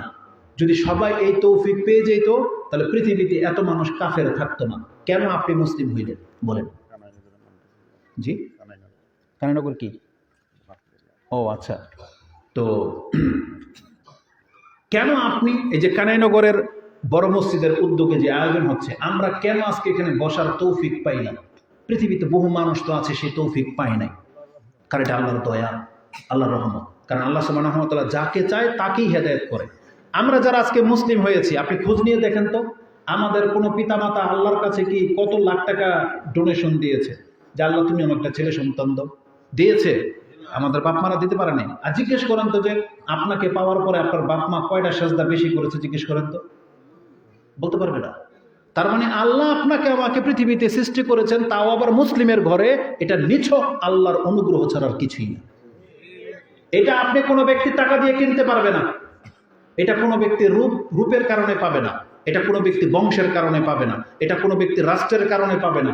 যদি এমনটা হতো তাহলে আমরা এখানে কেউ কুরাইশ বংশের না, আমরা আরব না, আমরা সুন্দর না, আমরা বাংলার জমিনের একটা গ্রামের লোক, তিতাস অঞ্চলের লোক, আমরা কালো, গরিব, অভাবী, দেখতে তো সুন্দর না, আমরা ভাষা বুঝি না, কিন্তু তাল আল্লাহ আমাদেরকে কেন রহম করেছেন? কেন আল্লাহ আমাদেরকে মুসলিম হওয়ার তৌফিক দিয়েছেন? এটা কি নিছক আল্লাহর দয়া? এটা কি নিছক আল্লাহর দয়া? আল্লাহর দয়া না হলে টাকা দিয়ে কোনোদিন ইসলাম কিনতে পাওয়া যায় না, টাকা দিয়ে কোনোদিন আপনি আল্লাহর হেদায়েত পাবেন না। বরং আমাদের নবী মুহাম্মদুর রাসূলুল্লাহ সাল্লাল্লাহু আলাইহি ওয়াসাল্লাম তিনি তার চাচার জন্য এত বেশি কান্না করেছেন, এত বেশি দোয়া করেছেন যে তিনি শেষবারের মতো বলেছেন, ইয়া আম্মি কুল লা ইলাহা ইল্লাল্লাহ কালিমাতান উহাজ্জু লাকা বিহা ইনদাল্লাহ। আমি আল্লাহর কাছে এটা হুজ্জত হিসেবে পেশ করে দেব যে চাচা, আমার চাচা একবার লা ইলাহা ইল্লাল্লাহ বলেছিল, আল্লাহ আপনি মাফ করে দেন। কিন্তু তার চাচা বলছে আবা আইয়াকুল লা ইলাহা ইল্লাল্লাহ, তার চাচা লা ইলাহা ইল্লাল্লাহ বলতে অস্বীকার করে দিল, নাজাত পেল না। রাসূল বলতেছে আমি আমার চাচার জন্য দোয়া করতেই থাকবো যদি আল্লাহ আমাকে নিষেধ না করে। তখন আল্লাহ 2টা আয়াত নাযিল করেছেন এই মর্মে। তার মধ্যে একটা আপনি সম্ভবত জুমারের মধ্যে রয়েছে, যে আল্লাহ বলেছেন ইন্নাকা লা তাহদি মান আহবাবতা ওয়ালাকিন্নাল্লাহা ইয়াহদি মাইয়াশা। আপনি যাকে চান তাকে আপনি হেদায়েত করতে পারেন না। জুমার সম্ভবত ফুরকানে অথবা কাসাসের ওইসব সূরার মধ্যে পেয়ে যাবেন যে আপনি যাকে হেদায়েত করতে চান তাকে আপনি হেদায়েত করতে পারবেন না, বরং আল্লাহ যাকে চায় তাকে আল্লাহ হেদায়েত করে দেন। এবং তিনি যখন বলেছেন আমি আমার চাচার জন্য দোয়া করতেই থাকবো, আল্লাহ সুবহানাহু ওয়া তাআলা সূরা তাওবার একটা আয়াত নাযিল করে দিয়েছেন, যেটা 9 নম্বর সূরার আপনি 113 নম্বর আয়াতে পেয়ে যাবেন। আল্লাহ বলেছেন মা কানা লিন নবী ওয়াল্লাযিনা আমানু আইয়াস্তাগফিরু লিল মুশরিকিন। আল্লাহ বলে দিয়েছেন রাসূলের জন্য এবং যারা মুসলিম তাদের জন্য জায়েজ নাই যে সে এমন ব্যক্তির জন্য দোয়া করবে যেই ব্যক্তি শিরিক করে মরে গেল, তওবা করলো না, শিরিক করে মরে গেছে, এই ব্যক্তির জন্য কোনো সন্তান হলেও আপনার দোয়া করা জায়েজ নাই, পিতামাতা হলেও দোয়া করা জায়েজ নাই। এই জন্য এটা মুসলিম ব্যক্তিদেরকে কান খাড়া করে শুনতে হবে যে শিরিক এত বড় পাপ, কোনো অবস্থাতে কোনো মুসলিমের যেন শিরিক না হয়। আপনি যদি শিরিক করে ফেলেন তাহলে আপনি নিজেকে এত হতভাগা করে মারলেন যে আপনি নাজাত তো দূরের কথা, আপনার জন্য দোয়া করা পর্যন্ত হারাম করে দিয়েছেন আল্লাহ সুবহানাহু ওয়া তাআলা। আপনার সন্তানের দোয়ায় আপনি নাজাত পেয়ে যাইতেন, কিন্তু সন্তানকে আল্লাহ হারাম করে দিয়েছেন যে তোমার বাবা তো শিরক করে মরেছে, অতএব তোমার বাবার জন্য দোয়া করা জায়েজ নাই। ইব্রাহিম আলাইহিস সালামকে আল্লাহ নিষেধ করে দিয়েছেন এবং আমাদের নবী মুহাম্মদ সাল্লাল্লাহু আলাইহি সাল্লামকে নিষেধ করে দেওয়া হয়েছে, আপনি শিরক করে মরেছে, সে আপনার অত্যন্ত নিকট আত্মীয় হোক না কেন, তার জন্য দোয়া করা আপনার জন্য জায়েজ নাই। কি মনে করেন? এই জন্য আল্লাহ সুবহানাহু ওয়া তাআলা কিছু ব্যক্তিদের উপরে অনেক বেশি রাগান্বিত, তাদের মধ্যে একজন হচ্ছে যারা শিরিক করে আল্লাহর সাথে। এই জন্য সর্বাবস্থায় আপনাকে শিরিক থেকে মুক্ত হয়ে আল্লাহর কাছে সাক্ষাৎ করতে হবে। শিরিক বহুভাবে হয়, মুখে হয়, কর্মে হয়, বিশ্বাসে হয়। এই জন্য সবসময় আপনি চেষ্টা করবেন যাতে কোনোভাবে আমাদের দ্বারা শিরিক না হয়ে যায়। চাইবেন একমাত্র কার কাছে? আল্লাহর কাছে। আল্লাহ সুবহানাহু ওয়া তাআলা যাকে দিতে পারে ডাইরেক্ট দিতে পারে। আল্লাহ কোনো ধন্না ধরতে পছন্দ করে না, যে আপনি ভায়া ধরবেন নেতাদের মতো, যে প্রধানমন্ত্রীর কাছে আপনি পৌঁছতে পারবেন না, যে নেতা লাগে। আপনি কি আল্লাহকে তেমন পেয়েছেন? বরং আল্লাহ বলেছেন আমার সাথে আমার বান্দার ডাইরেক্ট সম্পর্ক আছে। দেখেন ঘুরে ফিরে কথা ওখানে চলে আসতেছে। আমি প্রথমে একটা আয়াত পাঠ করেছিলাম, যে আয়াতটি সূরা হুদ 11 নম্বর সূরার 61 নম্বর আয়াতে আছে, যেখানে আল্লাহ সুবহানাহু ওয়া তাআলা বলেছেন ওয়াইলা সামুদ আখাহুম সালেহ, আমি সালেহ আলাইহিস সালামকে সামুদ জাতির কাছে পাঠিয়েছিলাম। তিনি তার জাতিকে বলেছিলেন যে হুয়া আনশাআকুম মিনাল আরদি ওয়াস্তা'মারাকুম ফিহা ফাস্তাগফিরুহু সুম্মা তুবু ইলাইহি। হে আমার জাতি, আল্লাহ তোমাদেরকে মাটি থেকে সৃষ্টি করেছেন এবং এই মাটিতেই তোমাদেরকে আবার ছড়িয়ে দিয়েছেন, অতএব তোমরা তার কাছে ক্ষমা চাও, তার কাছে তওবা করে ফিরে আসো। কে তিনি? ইন্না রব্বি কারীবুম মুজিব, আমার রব অত্যন্ত নিকটে আছেন এবং তিনি বান্দাদের ডাকে সাড়া দিয়ে থাকেন। আপনাকে যখন আমি আয়াতটা বুঝাবো না, আপনার অন্তর ঘুরে যাবে। জানেন নবীদের দাওয়াত কত চমৎকার। একজন নবী বলতেছেন হে আমার জাতি, তোমরা ভয় পেও না, আল্লাহর সাথে তোমাদের গাঢ় সম্পর্ক আছে। তুমি যদি এখন আল্লাহকে ডাকো তাহলে আল্লাহ তোমার সামনে আছে, কাছে আছে এবং তোমার ডাক শুনবে। এটা একজন নবী বলতেছে। আমাদের দেশের কবর মাজার পূজারীদের মতন বলে না। যারা পীর ফকিরে বিশ্বাসী, ওই পীরেরা বলে যে আপনি এত পাপীর পাপী, আপনি কি মাধ্যম ছাড়া আল্লাহকে পাবেন? আপনি তো ছাদে উঠতে গেলে সিঁড়ি লাগে, বলে কিনা? বলে ছাদে উঠতে গেলে নাকি সিঁড়ি লাগে, তা আল্লাহকে পেতে হলে মাধ্যম লাগবে না? এটা হচ্ছে তাদের যুক্তি মাত্র। কিন্তু প্রত্যেকটা মুসলিম কান খাড়া করে সরে রাখেন, আপনার কথা আল্লাহর কাছে সরাসরি পৌঁছে যায়। আপনার কথা আল্লাহর কাছে সরাসরি পৌঁছে যায় এবং আল্লাহ বিনা মাধ্যমে আপনার কথা শুনতে পান এবং আল্লাহ আপনার কথার জবাবও দেন। এটা আল্লাহ সুবহানাহু ওয়া তাআলা কোরআনে বহু আয়াতে বলেছেন। আল্লাহ কোনো মাধ্যম দ্বারা পছন্দ করেন না। আল্লাহ বলেছেন ডাইরেক্ট আমার কাছে চাও, আমি তোমার রব, আমার প্রতি ঈমান এনেছ, তুমি আমার কাছে চাও, আমি আল্লাহ তোমাকে দেব। কোনো একটা আয়াত আপনি পাবেন না যে আল্লাহ বলেছেন তুমি আমার পীরের কাছে যাও, একটা আয়াত আপনি পাবেন না। বরং কোরআনের প্রত্যেকটা আয়াত বলেছেন উদউনি, তোমরা আমাকে ডাকো। যেমন একটা স্পষ্ট আয়াত যেটা আপনি সূরা গাফির 40 নম্বর সূরার 60 নম্বর আয়াতে পেয়ে যাবেন। আল্লাহ সুবহানাহু ওয়া তাআলা বলেছেন ওয়াকালা রাব্বুকুম উদউনি আস্তাজিব লাকুম, তোমার রব বলতেছেন আমাকে ডাকো, আমি তোমার ডাকে সাড়া দেব। বলেন এই কোরআনের আয়াত কি করবেন আপনি? আল্লাহ তো নিজে বলতেছেন ওয়াকালা রাব্বুকুম উদউনি, তোমার রব তোমাকে বলতেছেন আমাকে ডাকো, আস্তাজিব, আমি তোমার ডাকে সাড়া দেব। কিন্তু যারা বলে তারা মিথ্যা বলে।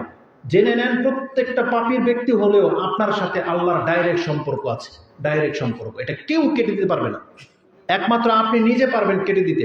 আপনি যদি আল্লাহর কাছ থেকে মুখ ফিরিয়ে নেন তাইলে কেটে যাবে, কিন্তু আল্লাহ কোনোদিন নিজের ইচ্ছায় কোনো বান্দাকে দূরে সরিয়ে দেয় না। আল্লাহ সবসময় তার বান্দাকে নিজের দিকে ডাকে। যেমন আল্লাহ সুবহানাহু ওয়া তাআলা মুহাম্মদ সাল্লাল্লাহু আলাইহি ওয়াসাল্লামকে বলেছেন, হে নবী আপনি আমরা বান্দাদেরকে ডাকেন। কয়টা আয়াত লাগবে আপনার? সূরা আয-যারিয়াত 11 নম্বর সূরার 50 নম্বর আয়াত আপনি খুলে দেখেন। আল্লাহ বলেছেন যে হে নবী আপনি বলেন ফাফিরু ইলাল্লাহ, তোমরা আল্লাহর দিকে ফিরো, ইন্নী লাকুম মিনহু নাযীরুম মুবিন, আমি তোমাদের জন্য প্রকাশ্য সতর্ককারী হয়ে এসেছি। আমাদেরকে বলেছে আল্লাহর দিকে ফিরো, ফাফিরু ইলাল্লাহ, তার মানে আল্লাহর দিকে ফিরো, তওবা করো, আল্লাহকে ডাকো। এগুলি হচ্ছে কোরআনের মেসেজ। কোরআনে আল্লাহ সুবহানাহু ওয়া তাআলা বলেন এই কথা। সূরা জুমার 39 নম্বর সূরার 53 নম্বর আয়াত দেখেন। আল্লাহ বলেছেন কুল ইয়া ইবাদিয়াল্লাযিনা আসরাফু আলা আনফুসিহিম লা তাকনাতু মির রাহমাতিল্লাহ ইন্নাল্লাহা ইয়াগফিরুয যুনুবা জামিআ ইন্নাহু হুয়াল গফুরুর রহিম। হে নবী আপনি আমার বান্দাদেরকে বলে দেন যারা নিজের নফসের উপরে অত্যাচার জুলুম করে দিয়েছে তারা যেন নিরাশ না হয়ে যায়, আমি আল্লাহ কিন্তু তার জীবনের সমস্ত পাপকে ক্ষমা করে দিতে সক্ষম। আল্লাহ নিজে বলেছেন। আল্লাহ সুবহানাহু ওয়া তাআলা সূরা হিজর 15 নম্বর সূরা 49 নম্বর আয়াতে বলেছেন নাব্বি ইবাদি আন্নী আনাল গফুরুর রহিম, হে নবী আপনি আমার বান্দাদেরকে জানিয়ে দিন আমি হচ্ছে ক্ষমাশীল এবং দয়াবান। সূরা আলে ইমরান 3 নম্বর সূরার 135 নম্বর আয়াতে আল্লাহ বলে দিয়েছেন যারা নিজের নফসের উপরে জুলুম করেছো ফাযাকারাল্লাহ ফাস্তাগফিরু লিযুনুবিহিম, তারা যেন আল্লাহকে স্মরণ করে এবং আল্লাহর কাছে যেন ক্ষমা চায়। কেন? ওমাইয়াগফিরুয যুনুবা ইল্লাল্লাহ, কারণ তারা যদি আল্লাহকে না ডাকে কে আছে আল্লাহ ছাড়া তাকে ক্ষমা করতে পারে? তাহলে বলেন তো দেখি এই আয়াতগুলোর মধ্যে কোথায় পীরের কথা আছে? কোথায় আছে? কোথায় আছে যে হুজুরের পাওচাটো গিয়া? কোথায় আছে এই কথা? বরং আপনি আল্লাহর প্রতি ঈমান এনেছেন, আপনি ডাইরেক্ট বলবেন রব্বানা ইন্নানা সামিআনা মুনাদিয়া ইউনাদি লিল ঈমান আন আমিনু বিরাব্বিকুম ফাআমান্না রব্বানা ফাগফির লানা যুনুবানা। কোরআনে নাই?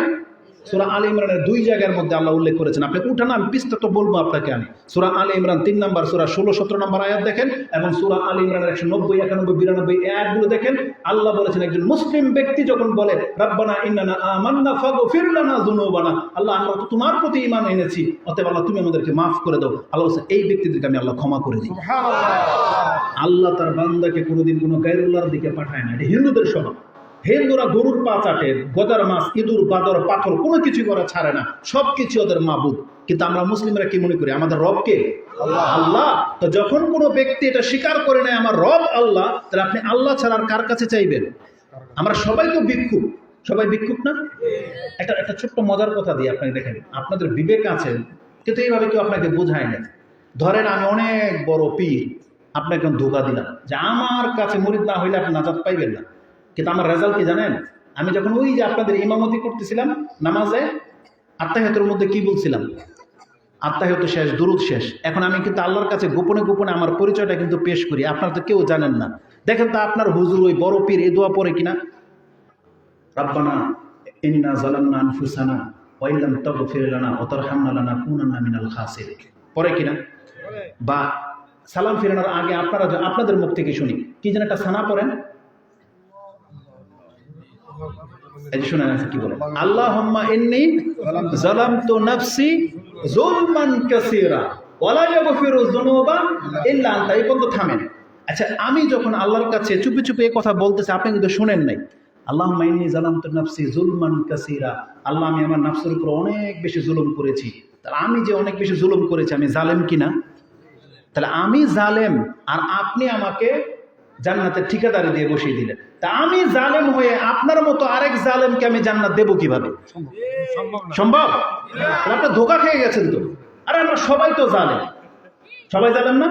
এই কথা তো আপনি বলতেছেন, এই কথা তো ইমাম সাহেব বলতেছে, এই কথা তো আপনার পীরও বলে। আল্লাহুম্মা ইন্নী যালামতু নাফসি যুলমান কাসীরা ওয়া লা ইয়াগফিরু যুনুবা ইল্লা আনতা। আল্লাহ তুমি যদি ক্ষমা না করো, আমার এই জুলুমের পাপ কেউ ক্ষমা করতে পারে না। তাহলে তারা কত বড় জালেম যে নিজে জালেম হয়ে আবার জান্নাতের সার্টিফিকেট বিক্রি করে। দেখেন না এরকম দৃশ্য? এই রকমের মাহফিলে বসে বলে কে আছে আমার কাছ থেকে জান্নাত কিনবেন 1000 টাকায়, বেচে না? অথচ তাদের মাহফিল সরগরম।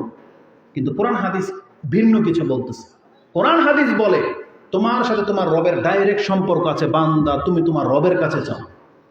তোমার সাথে তোমার রবের সম্পর্ক হয়ে গেলে আর কারো ধন্য তোমাকে ধরতে হবে না।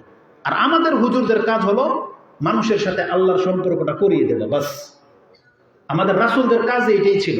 রাসূল আমাদেরকে আল্লাহ সম্পর্কে সবকিছু জানিয়ে দিয়েছেন, বলছে তোমরা ঈমান আনো আমার এই কথার প্রতি, তোমাদের সাথে আল্লাহর সম্পর্ক জোড়ো, আমি তো একদিন থাকবো বা না থাকবো। রাসূল তো ছিলেন না, বাস চলে গেছেন, আমাদের সাথে আল্লাহ সম্পর্ক করিয়ে দিয়ে যান নাই।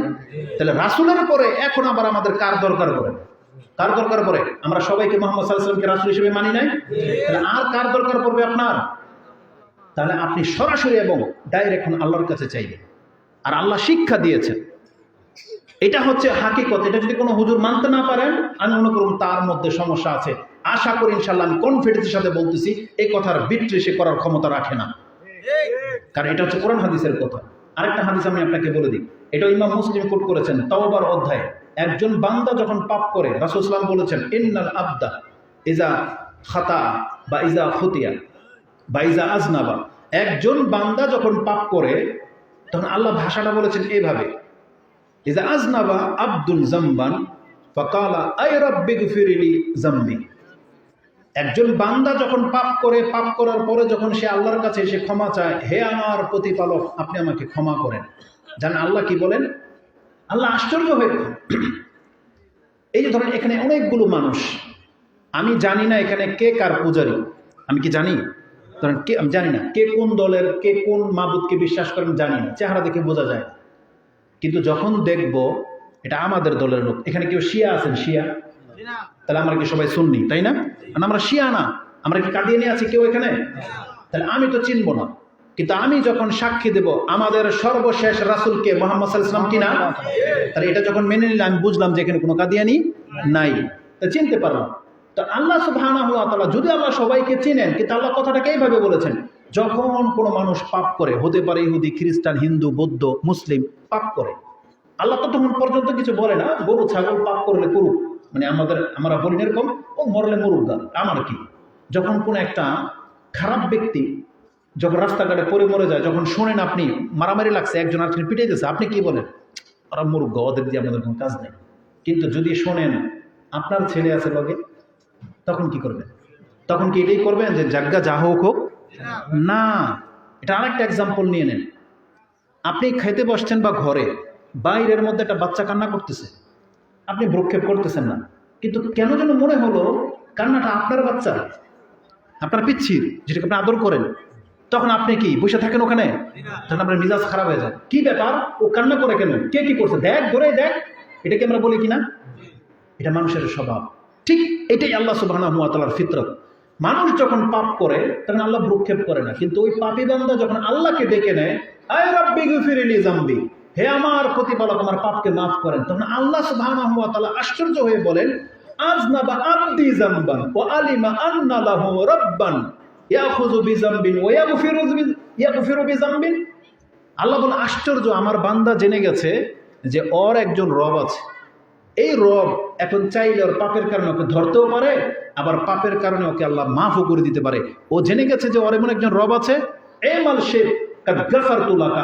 আল্লাহ বলতেছেন যখন একজন বান্দা পাপ করে আর বারবার আল্লাহর কাছে এসে ক্ষমা চায়, অন্য কোনো মাজারে গিয়ে মাথা ঠুকায় না, কোনো গরু ইঁদুর বাদর পাথরের কাছে যায় না, যখন দেখে আমার বান্দা বারবার পাপ করে আর আমার কাছে তওবা করে, তার মানে আমার বান্দা, আল্লাহ বলতেছেন আমার বান্দা যতক্ষণ পর্যন্ত পাপ করবে, তুই যতবার ক্ষমা চাইবে আমি আল্লাহ ততবারই ওকে ক্ষমা করে দেব।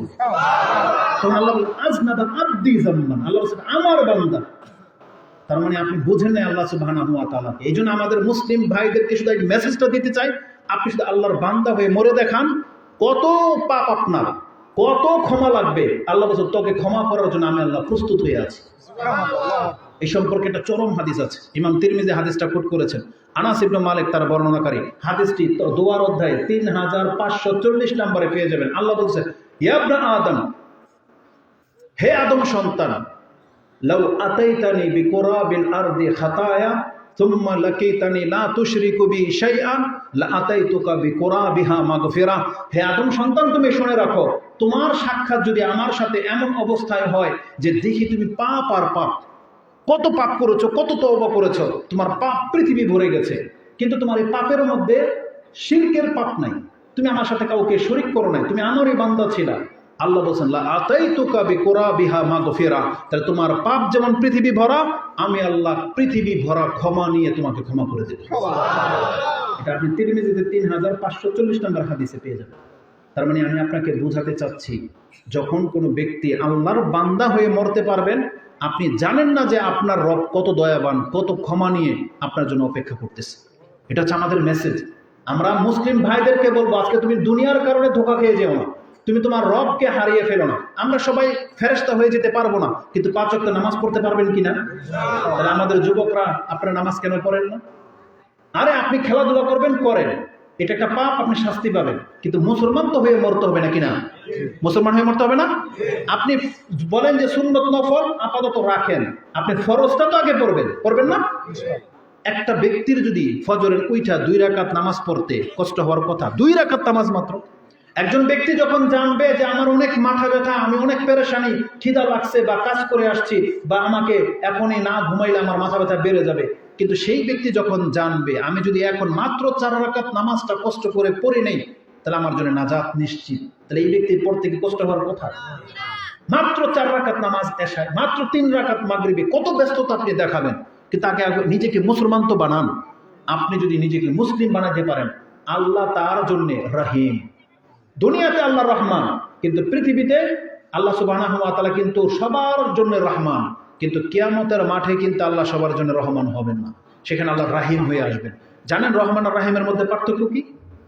এটারও সুন্দর একটা এক্সাম্পল দিয়ে আমি আপনাকে বোঝাতে সক্ষম। কোরআনে আল্লাহ সুবহানাহু ওয়া তাআলা বলেছেন, আজকে দুনিয়াতে আমি কোনো মূল্যায়ন করি না দেখা আমি কাফেরদেরকে পর্যন্ত রিজিক দিয়ে যাচ্ছি, দুনিয়াতেও কাফেরদেরকে রিজিক দিয়ে যাচ্ছি। কারণ রাসূল সাল্লাল্লাহু আলাইহি ওয়াসাল্লাম বলেছেন, লাউ তা'দিলু আদ-দুনিয়া তা'দিলু ইনদাল্লাহি মিসল জানাহা বাউদাতান মা সাকাল্লাহু মিন কাফিরিন মিন শারবাতা মাইন আও কামা কালা রাসূলুল্লাহ সাল্লাল্লাহু আলাইহি ওয়াসাল্লাম। রাসূল বলেছেন, এই দুনিয়ার মূল্য যদি আল্লাহর কাছে একটা মশার পাখার মতো মূল্যায়ন করতো, আল্লাহর কাছে যদি দুনিয়াটা একটা মশার ডানার মতো যদি মূল্যায়ন হতো, আল্লাহ বলছে আমি কাফেরকে এক ডুব পানিও দিতাম না। কিন্তু আল্লাহ বলতেছে এই দুনিয়া আমার কাছে কোনো মূল্য রাখে না, এই দুনিয়াতে আমি রহমান হিসাবে ওদেরকেও অক্সিজেন দিচ্ছি, ওদেরকেও সন্তান দিচ্ছি, ওদেরকেও সম্পদ দিচ্ছি, কিন্তু কিয়ামতের মাঠে ওরা আমার ক্ষমা পাবে না। কিয়ামতের মাঠে আল্লাহ শুধু রহিম হয়ে আসবেন, মানে বিশেষ ক্ষমা কাদের জন্য? শুধু নিজের বান্দাদের জন্য। আল্লাহ শুধু নিজের বান্দাদেরকে ক্ষমা করবেন। আল্লাহ কিন্তু বলে নাই যে ওই পুতুল পূজারীকে আল্লাহ ক্ষমা করবেন, আল্লাহ ওই ইহুদি খ্রিস্টানকে ক্ষমা করবেন, এই কথা আল্লাহ বলে নাই। আল্লাহ শুধু বলছে আমি মুসলিমদেরকে ক্ষমা করবো। কাদেরকে? মুসলিমদেরকে। এটার উদাহরণটা কেমন জানেন? আমাদের মা বোনদের কিছু চরিত্র দেখবেন, তারা কিছু মুরগি পালে না? আপনি বলবেন আমরা সবাই তো দয়ালু, আমাদের সবার মধ্যে দয়া আছে। যেমন একটা রাস্তাতে যাচ্ছেন, একটা মুরগির বাচ্চা যদি গাড়ির তলে পড়ে যায়, আপনার কষ্ট লাগে কিনা? কষ্ট লাগে। উঠায় আপনি আদর করেন, পানি দেন, কত কি। কুত্তার বাচ্চা হলেও কি করেন? আদর করেন, কষ্ট লাগে। এটা কি? মায়া। আপনি বলেন আমার তো অনেক মায়া। আচ্ছা বুঝলাম আপনার মায়া, এই কথাটা তখন মনে কেন থাকে না? আপনি মুরগিকে খাবার দিচ্ছেন, চাউল খাওয়াচ্ছেন, দেখেন না ওই পাশের বাড়ির চাচির একটা মুরগি চলে আসছে, রেজাল্টটা কি কোনটা দেখি কি করে মহিলারা? ওরা শুধু হুশ করে, হাতে যা পাবে তা দিয়ে দিবে, করে কিনা? যে কেন কেন করে? এটা কতটুকু চাল খেতে মুরগিটায়? কিন্তু বিষয় হচ্ছে এটা তো আমার মুরগি না। এটা কি? এটা আমার মুরগি না। সেই জন্য সে এক ডুব পানি পর্যন্ত দিতে রাজি না। তখন আর দয়া টয়া কাজ হয় না। ঠিক আল্লাহ সুবহানাহু ওয়া তাআলা বলতেছেন কিয়ামতের মাঠে এটা ঘটবে, আমি শুধু আমার বান্দাদেরকে ক্ষমা করব, আর কাফের সেই দিন থেকে বলবে ইয়াওয়াদ্দুল কাফির। আল্লাহ সুবহানাহু ওয়া তাআলা বলতেছেন, যেটা আপনি সূরা হিজরের প্রথম আয়াতে পাবেন, ইয়াওমা ইয়াওয়াদ্দু মুজরিমিন। এটা না, আমি আরেকটা আয়াত আপনাকে দেখাই। আল্লাহ সুবহানাহু ওয়া তাআলা সূরা হিজরের প্রথম আয়াতে বলছেন, আলিফ লাম রা, রুবামা ইয়াওয়াদ্দুল লাযিনা কাফারু লাউ কানু মুসলিমিন।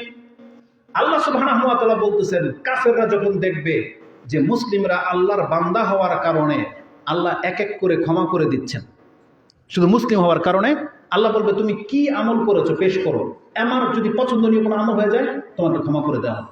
বা পাপ করেছেন, তওবা করেছেন, আল্লাহ ক্ষমা করে দিবে। বা আল্লাহ নিজের হাতে জাহান্নাম থেকে যখন মুক্ত করে দিবেন শুধু মুসলিম হওয়ার কারণে, আল্লাহর বান্দা হওয়ার কারণে, তখন কাফের এই কথা বলবে, রুবামা ইয়াওয়াদ্দুল্লাযিনা কাফারু লাউ কানু মুসলিমিন। হাই দুনিয়াতে আমি পয়সাওয়ালা কাফের না হয়ে যদি আমি একজন দরিদ্র মুসলিম হইতে পারতাম। কিন্তু এই কাফের এই আক্ষেপ কিয়ামতের মাঠে কোনো কাজে আসবে না। এটা পেয়ে যাবে মুসলিমরা, কিন্তু আজকে মুসলিমরা সেটাকে কদর করতেছেন না। অথচ আপনাকে প্রাউড ফিল করতে হবে যে আমি একজন মুসলিম। একজন মুসলিমকে ক্ষমা করার জন্য আল্লাহ কত কি যে ব্যবস্থা করেছেন, আমি বলতে গেলে পুরো রাত শেষ হয়ে যাবে, কিন্তু কথা শেষ হবে না। আল্লাহ সুবহানাহু ওয়া তাআলা আমাদের উপরে যে কত বেশি দয়া করেছেন, কতভাবে করেছেন। আল্লাহ সুবহানাহু ওয়া তাআলা আমাদেরকে ক্ষমা করার জন্য প্রতিনিয়ত অনেক পাপকে ছেড়ে দেন। আল্লাহ সুবহানাহু ওয়া তাআলা সূরা নাহল 16 নম্বর সূরা 61 নম্বর আয়াতে বলেছেন, যদি আমি মানুষের পাপের কারণে এক এক করে ধরে নিতাম, তাহলে আল্লাহ বলছে এই জমিনের মধ্যে একটা প্রাণী পর্যন্ত বেঁচে থাকতে পারতো না। কিন্তু আল্লাহ আমাদের পাপের কারণে সাথে সাথে ধরে নেয় না। বাস্তব প্রমাণ হচ্ছে, আজকে যারা ফজর পড়েন নাই, আপনি বেঁচে আছেন না মরে গেছেন? ফেরেশতা এসে আপনার গলায় ধরছে? আল্লাহ কিন্তু আপনাকে একটা সময় পর্যন্ত ছাড় দিয়ে রাখবেন। আজকে হয়তো ধরেন নাই, কালকে হয়তো ধরবেন না, কিন্তু যেই দিন আপনাকে ধরে নেবে সেই দিন কিন্তু আপনি আর মুক্তি পাবেন না। এই জন্য আমাদের মুসলিম ভাইদেরকে বলবো, আমি আমার মতো করে ভাবেন, তাহলে আপনি একটু স্বস্তি পাবেন। দেখেন আজকের লাইফ আপনার যেমন কেটেছে আমাদেরও কিন্তু তেমন কেটেছে। ধরে নেন আমিও আপনাদের মতোই পাপী, আপনিও অনেক রং ঢং করেছেন, রং তামাশা করেছেন, ধরেন আমিও করেছি। পার্থক্যটাকে আপনার আমার সাথে শুধুমাত্র আপনার দাড়ি নেই, আমার আছে। আপনি 5 ওয়াক্ত নামাজ পড়েন নাই, আমি পড়েছি। এতটুকু যদি নিয়ে নেন, আমার ওয়াইফ পর্দা করে, আপনি করতেছেন না। মা বোনদেরকে বলবো, আপনি পর্দা করতেছেন না। আর যারা পর্দা করতেছে তাদের মাঝে আর আপনার মাঝে পার্থক্য কি? তার মাঝেও পাপ আছে, আপনার মাঝেও আছে, কিন্তু এই ব্যক্তি ইসলামের একটা আদবকে রক্ষা করে চলে, নামাজ পড়ে, সে নিজেকে মুসলিম বলে পরিচয় দিতে পারবে। কিন্তু আপনি আরেক ব্যক্তিকে নিয়ে নেন যে পাপই করে নেই, নামাজও পড়ে নেই, জানেন এই ব্যক্তির থেকে এই নামাজি পাপী ব্যক্তি ভালো। একটা বেনামাজি সৎ ব্যক্তির চেয়ে একটা নামাজি পাপী ব্যক্তি ভালো। কেন জানেন? কারণ কিয়ামতের মাঠে বিচার শুরুই হবে নামাজ দিয়ে। কি দিয়ে শুরু হবে? নামাজ দিয়ে। যার নামাজ নাই ও ভালো না মন্দ আল্লাহকে জিজ্ঞেসই করবে না। এই জন্য আমি আমাদের যুবক ভাইদেরকে এবং মুসলিম ভাইদেরকে বলবো, আপনি প্রতিদিন অন্তত 5 ওয়াক্ত নামাজ পড়ার চেষ্টা করবেন। নামাজ পড়েন, তখন দেখবেন রাত্রে হলে আপনার একটা ফিল হবে যে আলহামদুলিল্লাহ, এখন যদি আমি মরে যাই আমার ভয় নেই, কারণ আমি মুসলিম। কিন্তু আপনি বিনা নামাজে যদি মরে যান না, আপনার কাছে কোনো প্রমাণ থাকবে না যে আপনি মুসলিম। এ কথা আমার না, এটা রাসূল সাল্লাল্লাহু আলাইহি ওয়াসাল্লাম বলেছেন। ইমাম দারিমি হাদিস কোট করেছেন যে রাসূল বলেছেন, একদিন 5 ওয়াক্ত নামাজ নিয়ে কথা চলতেছে, ফাযাকারা সালাহ ফাকালা মান হাফাযা আলাইহা কানাত লাহু নূরুন ওয়া বুরহানুন ওয়া নাজাতুন ইয়াউমাল কিয়ামাহ ওয়া মান লাম ইউহাফিজ আলাইহা লাম ইউহাফিজ আলাইহা লাম তাকুল লাহু নূরুন ওয়ালা বুরহানুন ওয়ালা নাজাতুন ইয়াউমাল কিয়ামাহ ওয়া কানা ইয়াউমাল কিয়ামাতি মা কারুনা ওয়া ফিরআউনা ওয়া হামানা ওয়া ইবনু খালাফ। এটা হাদিসের ফার্স্ট লাস্ট। রাসূল বলেছেন, যেই ব্যক্তি 5 ওয়াক্ত নামাজকে হেফাজত করবে তার কাছে নূর থাকবে। কানাত লাহু নূরুন, নূর তার মানে সে রাস্তা দেখতে পাবে। আজকে দুনিয়ার একটা রাস্তা আপনি মোবাইলের আলো ছাড়া চলতে পারবেন না, অন্ধকার হয়ে গেলে। তাহলে কিয়ামতের মাঠে যেখানে অন্ধকার আর অন্ধকার হবে, সেখানে আপনি জান্নাতের রাস্তা পাবেন কিভাবে যদি আপনার নূর না থাকে? তা রাসূল বলেছেন, যেই ব্যক্তি তার নামাজকে নষ্ট করেছে এই ব্যক্তির নূর থাকবে না। অলা বুরহান, বুরহান বলা হয় অকট্ট দলিলকে, প্রমাণকে, প্রুফকে, এভিডেন্সকে। আপনার কোনো এভিডেন্সই নাই যে আপনি মুসলিম, আপনার কোনো প্রমাণই পেশ করতে পারবেন না যে আপনি মুসলিম। রাসূল বলছেন লাম তাকুল্লাহু নূরুন ওয়ালা বুরহানুন ওয়ালা নাজাতান ইয়াউমাল কিয়ামাহ। আর এই ব্যক্তির কোনো নাজাতের গ্যারান্টি নেই, নাজাতের গ্যারান্টি নেই। আর এই ব্যক্তির হাসর হবে ফেরাউনের সাথে, হামানের সাথে, কারুনের সাথে, আর উবাই ইবনে খালফের সাথে, সবচেয়ে বড় মুনাফিকের সাথে বেনামাজের হাসর হবে। আপনি বিষয়টাকে হালকা করে নিচ্ছেন কেন? বিষয়টা তো হালকা না, খুব কঠিন। আপনার হিতাহিত জ্ঞান কি কাজ করে না? রাসূল সাল্লামের যুগের মুনাফিক পর্যন্ত নামাজ পড়তো। কি মনে করেন? এটা কি কেউ ডিনাই করতে পারবেন নাকি জানেন এটা? রাসূলুল্লাহ সাল্লাল্লাহু আলাইহি সাল্লামের যুগের মুনাফিকরা নামাজ পড়তো কি পড়তো না? পড়তো। দলিল লাগবে আপনার? কোরআনে আল্লাহ বলেছেন যে মুনাফিকরা নামাজে দাঁড়ায় কামু কুসালা, অলসতার সাথে নামাজে দাঁড়ায়। তা আল্লাহ নিজে বলতেছেন যে মুনাফিকরা নামাজ পড়তো অলসতার সাথে। ওয়ালা ইয়াযকুরুনাল্লাহা ইল্লা কালিলা, মুনাফিকরা নামাজে দাঁড়াইলে আল্লাহকে অল্প স্মরণ করে, দ্রুত নামাজ শেষ করে চলে যায়। এটা হচ্ছে মুনাফিকদের লক্ষণ। রাসূল বলেছেন আসকালুস সালাতি আলাল মুনাফিকিনা সালাতুল ইশাই ওয়া সালাতুল ফজর, মুনাফিকদের জন্য ভারী কঠিন নামাজ হচ্ছে এশার নামাজ আর ফজরের নামাজ। তার মানে রাসূল নিজেও বলতে চাচ্ছেন যে মুনাফিকরাও নামাজ পড়তো, আর আপনি বেনামাজি হয়ে নিজেকে পাক্কা মুসলমান দাবি করতেছেন। ইন্টারেস্টিং না ব্যাপারটা? এটা আশ্চর্যের কি না? রাসূলুল্লাহ সাল্লাল্লাহু আলাইহি সাল্লামের যুগ থাকলে আমাদের অধিকাংশগুলোর কল্লা যেত। ঠিক। রাসূল বেঁচে থাকলে, এখন ওমর রাদিয়াল্লাহু তাআলা যদি বেঁচে থাকতেন আর যদি যুবকদেরকে পেতেন যে বেনামাজি নামাজই পড়ে না, আমার মনে হয় না যে পাছার ছাল কারো থাকতো বলে। কি বলে থাকতো না? আপনি ভয় করার চেষ্টা করেন। আজকে আপনাকে প্রতিশোধ নেওয়ার মতন কেউ নাই, আপনাকে ধমক দেওয়ার মতন কেউ নাই। আপনার বাপ মা পর্যন্ত এত অদম হয়ে গেছে যে তোমাদেরকে নামাজের কথা বলে না। তবে জেনে নাও, এটা কিন্তু ছাড় নয়, আল্লাহ কিন্তু খুব কঠিনভাবে ধরবে, খুব কঠিনভাবে কিন্তু আল্লাহ ধরবে। ওমর রাদিয়াল্লাহু তাআলা মরে যাবে, রক্ত ঝরতেছে, ফজর নামাজ তিনি আদায় করবেন। বলছেন এই অবস্থায়? বলছে হ্যাঁ এই অবস্থায়। কেন? বলছে লা হাজ্জা ফিল ইসলাম লিমান তারাকা সালাহ, কারণ যেই ব্যক্তি নামাজ ছেড়ে দেয় ইসলামে তার কোনো অংশ থাকে না। এটি আমাদের ওমর রাদিয়াল্লাহু তাআলার ফতোয়া, যেটা আপনি মুয়াত্তা মালিকের 53-54 নম্বর হাদিসের মধ্যে পেয়ে যাবেন, যে যেই ব্যক্তি নামাজ ছেড়ে দিয়ে মরবে ইসলামে তার কোনো অংশ থাকে না। সবচেয়ে বড় কথা কি জানেন? আপনারা তো আপনাদের পিতা মাতা বড় ভাইকে সম্মান করেন, করেন না? যতটুকু করেন করেন তো। আপনার পিতা যখন মরে যাওয়ার সময় যদি আপনাকে কানে কানে কিছু কথা বলে, ডেকে এনে দেখ বাবা মরে যাব, তুই কিন্তু এই কাজটা ছেড়ে দে, এই পাপটা ছেড়ে দে, তুই কিন্তু তোর ছোট ভাইটাকে দেখে রাখিস, তুই কিন্তু তোর বোনকে দেখে রাখিস, তোর মার সাথে কিন্তু খারাপ আচরণ করিস না, এরকমের যদি কোনো কথা বলে, আপনার কি ফিল হয় না মরার পরে যে আমার বাবা তো কথাটা বলেছিল? তখন কিন্তু আপনি এটাকে কদর করার চেষ্টা করেন। যখন আপনার ছোট ভাইয়ের সামনে আসে অপরাধ করে ফেলে, তখন আপনার ওই বাবার কথাটা মনে পড়ে যে ওরে কিছু কইস না, ওরে আদর করিস, তখন কিন্তু আপনি এটা মেনে নেন। কিন্তু আমি আমাদের মুসলিম ভাইদেরকে বলতে চাচ্ছি, রাসূল সাল্লাল্লাহু আলাইহি ওয়াসাল্লাম কি আপনার কাছে কোনো মূল্য রাখে না? আমাদের নবী কি আপনার কাছে কোনো মূল্য রাখে না? আপনি কি জানেন না রাসূল সাল্লাল্লাহু আলাইহি ওয়াসাল্লামের সর্বশেষ ওসিয়তটা কি ছিল? আপনার আমার প্রতি রাসূল সাল্লাল্লাহু আলাইহি ওয়াসাল্লামের সর্বশেষ ওসিয়ত কি ছিল? যেটা আবু দাউদ রাহিমাহুল্লাহ তার কিতাবের একেবারে শেষের দিকে, যেটা আপনি 5256 নম্বর হাদিসে পেয়ে যাবেন। আপনারা দেখে নিন। আলী রাদিয়াল্লাহু তাআলা তিনি বলতেছেন, কানা আখিরু কালামি রাসূলিল্লাহ সাল্লাল্লাহু আলাইহি ওয়াসাল্লাম আসসালাত আসসালাত ইত্তাকিল্লাহা ফীমা মালাকাত আইমানুকুম। হে আমার জাতি, আমার উম্মাহ, তোমাদের 5 ওয়াক্ত নামাজ, তোমাদের নামাজ এটাকে হিসাব রাখো এবং আল্লাহকে ভয় করো, তোমার দাসীদের সাথে কিন্তু তুমি খারাপ আচরণ করো। এটা ছিল রাসূল সাল্লাল্লাহু আলাইহি ওয়াসাল্লামের সর্বশেষ প্রত্যদেশ। কিন্তু কয়েকজন মুসলিম আছেন যে যেই নবীর শাফাত পাওয়ার জন্য আপনি অপেক্ষমান, অথচ তার রাস্তাটাকে আপনি ছেড়ে দিলেন, তার এই শেষ ইচ্ছাটাকে আপনি পুরো করতেছেন না। আমি মনে করি কোন মসজিদের ইমামের জন্য জায়েজ নাই যে কোনো বেনামাজিকে কবরে নামানোর সময় বলবে বিসমিল্লাহি ওয়ালা মিল্লাতি রাসূলিল্লাহ, এটা কোনো ইমামের জন্য জায়েজ নাই। কেন জায়েজ নাই? কারণ এই ব্যক্তি তো রাসূলের মিল্লাতের উপরে ছিলই না। জায়েজ হবে না এই কথা। যেই রাসূল সর্বশেষ প্রত্যদেশ ছিল যে তোমার নামাজকে ঠিক করো, আর আপনি বেনামাজি হয়ে রাসূলের রাস্তা ছেড়ে দিয়ে মরে গেলেন, আর আপনাকে আমরা দরদ দেখায় বলতেছি বিসমিল্লাহ ওয়ালা মিল্লাতে রাসূলিল্লাহ, এটা কি কথা গ্রহণযোগ্য? আল্লাহ এদেরকে ধরবে যে তুমি মিথ্যা কেন বলছিলা। নাইলে ইমাম বলবে আল্লাহ আমি তো আমার সমাজের চাকরি বাঁচানোর জন্য কইছি, আল্লাহ অসহায়, নাইলে তো আমাকে বলবে যে তুমি দোয়া করো না কেন। আমরা হয়তো অপারগ আপনাদের কাছে, কিন্তু জেনে নেই দোয়া করলো কাজ হইব না। আরে আমি তো একজন হুজুর মাত্র। যদি স্বয়ং রাসূল বলে আপনার জন্য যে আল্লাহ একে মাফ করে দাও, আল্লাহ বলতেছেন বেনামাজির ক্ষেত্রে রাসূলের সুপারিশও চলবে না। এটা কোরআন দ্বারা সাব্যস্ত। আপনি প্রমাণ চান? আল্লাহ সুবহানাহু ওয়া তাআলা কোরআনে সুবহানাহু ওয়া তাআলা বলতেছেন, ফি জান্নাতিন ইয়াতাসাআলুন আনিল মুজরিমিন, জান্নাতীরা অপরাধীদেরকে জিজ্ঞেস করবেন। অপরাধী, আল্লাহ নিজে বলেছেন অপরাধীদেরকে, মা সালাকাকুম ফি সাকার, তুমি জাহান্নামে কেন? তাদের প্রথম জবাব, লাম নাকু মিনাল মুসাল্লিন, আমরা নামাজি ছিলাম না। প্রথম জবাব, আমরা নামাজি ছিলাম না, মানে নামাজিদের অন্তর্ভুক্তই ছিলাম না।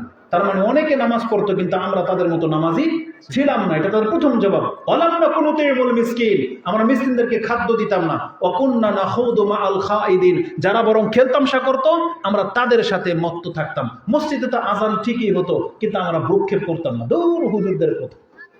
এটা আজকে অধিকাংশ মুসলিমদের চরিত্র। কিন্তু আল্লাহ সুবহানাহু ওয়া তাআলা কি বলেছেন তার এক আয়াত পরেই, আল্লাহ ফামা তানফাউহুম শাফাআতুশ শাফিঈন, কোন সুপারিশকারের সুপারিশ এই বেনামাজির জন্য কাজে আসবে? এবার আপনি ঠেকান দেখি, আপনি আমাদের কথা উড়াই দেবেন? উড়াই দেন না, আল্লাহর কোরআনের আয়াতকে কি করবেন? আল্লাহ তো বলেছেন ফামা তানফাউহুম শাফাআতুশ শাফিঈন, কোন সুপারিশকারীর সুপারিশ বেনামাজির জন্য গ্রহণযোগ্য হবে না। ধরে নেন আপনার নবী যদি আপনার জন্য সুপারিশ করে দয়ার কারণে, কিন্তু আল্লাহ কি বলেছেন? বেনামাজের জন্য কবুল হবে না। বুঝেন কথা? অতএব আমাদের মুসলিম ভাইদেরকে এবং বোনদেরকে বলবো, আল্লাহর জন্য অন্তত আপনি নিজের উপকারে, আমাদের কিছুই লাভ ক্ষতি হবে না। মসজিদে আসলে আপনি কি মনে করেন সব সময় তো আপনার কাছে টাকা চায়? হুজুররা টাকা চায় মসজিদে আসলে? ধরেন আসলোই, ওই টাকা নিয়ে কি হুজুর খায় না মসজিদে দেয়? মসজিদের দান বাক্সে যে ভরেন, এটা কি হুজুর নেয় নাকি মসজিদের কাজে লাগে?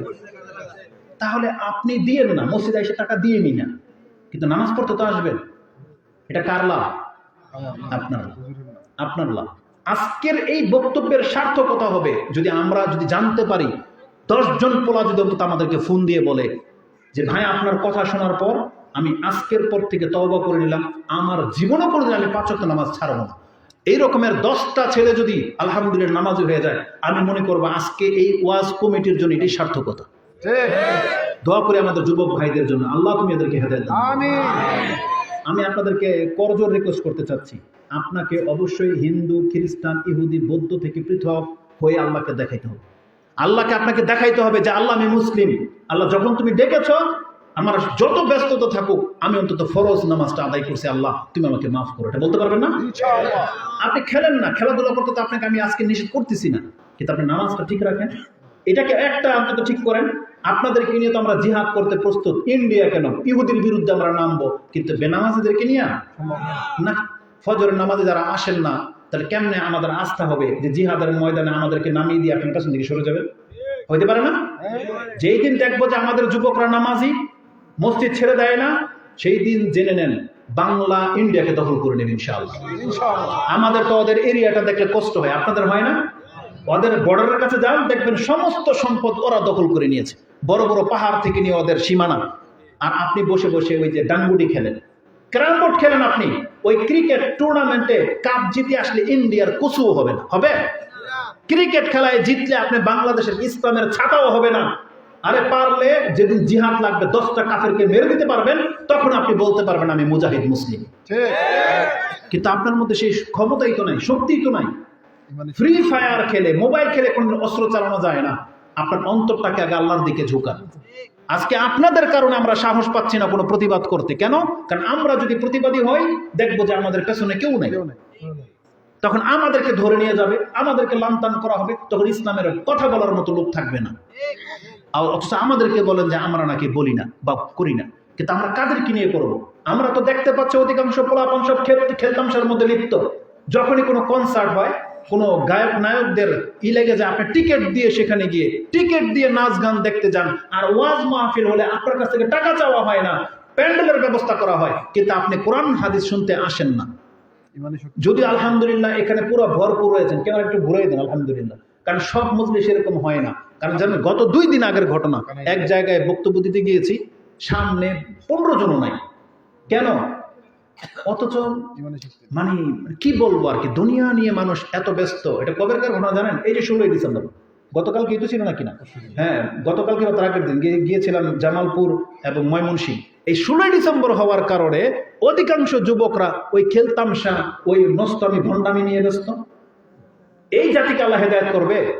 বরং আল্লাহ সুবহানাহু ওয়া তাআলা যখন কোনো জাতিকে হেদায়েত দান, মর্যাদা দেন, বিজয় দান করেন, আল্লাহকে আমাদেরকে শেখায় নাই যে মুসলিমদেরকে কি করা উচিত?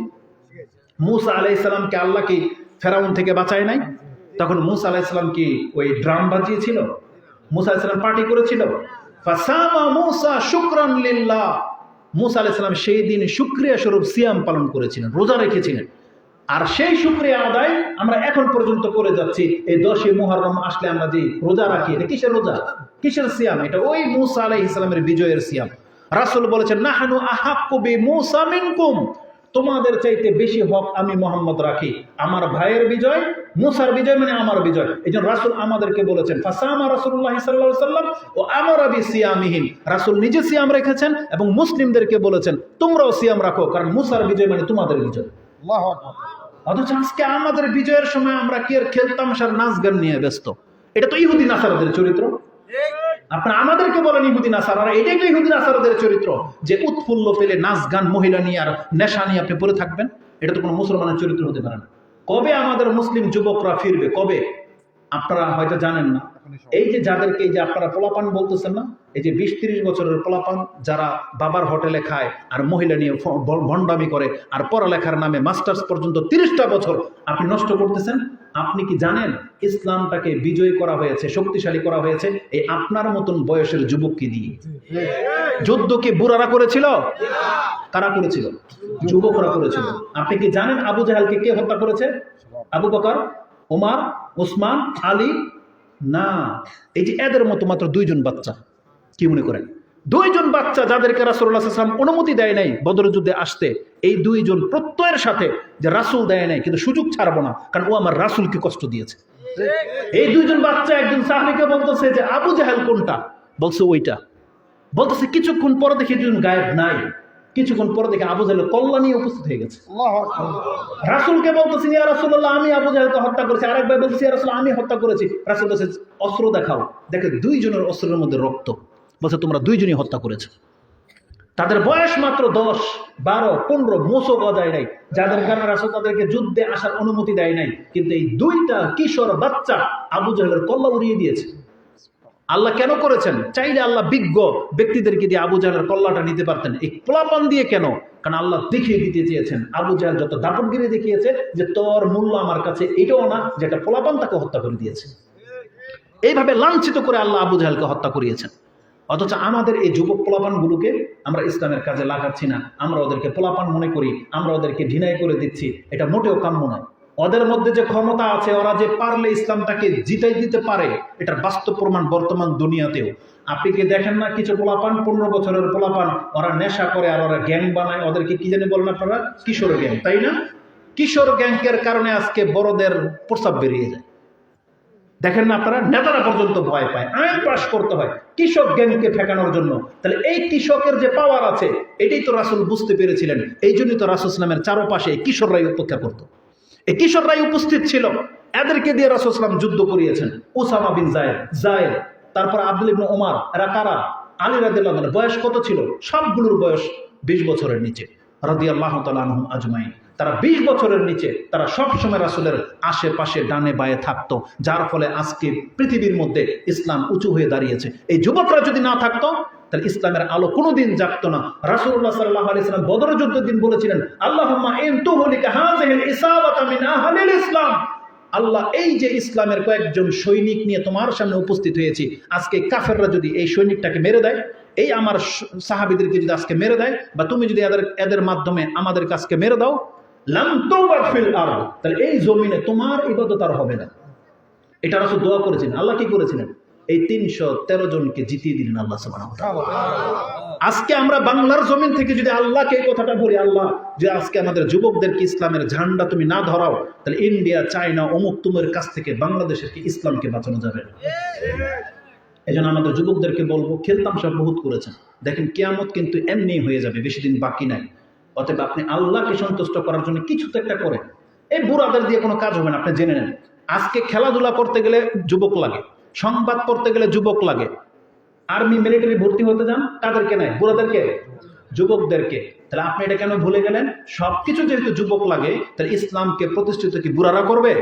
কারা করবে? এটা যুবকদেরকে নিতে হবে। এই জন্য তোমরা জেনে রাখো, খেলতামশা করার জন্য আল্লাহ তোমাদেরকে সৃষ্টি করেন নাই। এই জন্য আল্লাহ সুবহানাহু ওয়া তাআলার কাছে যৌবনকালের অনেক মূল্য আছে। বরং আল্লাহ সুবহানাহু ওয়া তাআলা হাসরের মাঠে 7 শ্রেণীর মানুষকে বিশেষ ছায়া দিবেন, ওখানে অন্য কোনো ব্যক্তি ঢুকতে পারবে না। তার মধ্যে একটা ব্যক্তি হলো যুবক।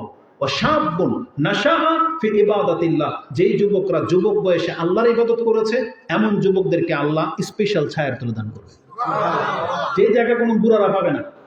অতএব আমরা আল্লাহর কাছে দোয়া করি, আল্লাহ যতগুলো কথা বলেছে, যদিও আমাদের কথা অনেক ছিল, বাজে কটা এখন 10:30 বেজে গেছে। আমি কি মনে করি যথেষ্ট হয়নি? আমি মনে করি যথেষ্ট হয়েছে। কথা বললে অনেক রাত করলে করতে পারি, কিন্তু আমি মনে করি আপনারা ইসলামের ছায়াতলে আসেন, এখানে কোনো ভাগাভাগি করতে আসে নাই। আমাদের পরিচয় হবে আমরা কি? মুসলিম। আমাদের পরিচয় হবে মুসলিম। আগে এটাকে করে দেখান, আমরা আগে মুসলিম হই, তারপর জান্নাতে গিয়ে ভাগাভাগি করবো যে আমরা কে কোন দল করতাম, ঠিক আছে? কিন্তু দুনিয়াতে না, দুনিয়াতে আমরা মুসলিম হয়ে আগে বাঁচি, আগে ইহুদি নাসারাকে ঠেকাই। আল্লাহ আমাদেরকে জান্নাত দিলে তখন কইবেন এটা ওই দলের, এটা ওই দলের, এটা ওই দলের, তোমরা নাই শোনা। জান্নাতে গিয়ে ভাগাভাগি করেন, দুনিয়াতে না অন্তত।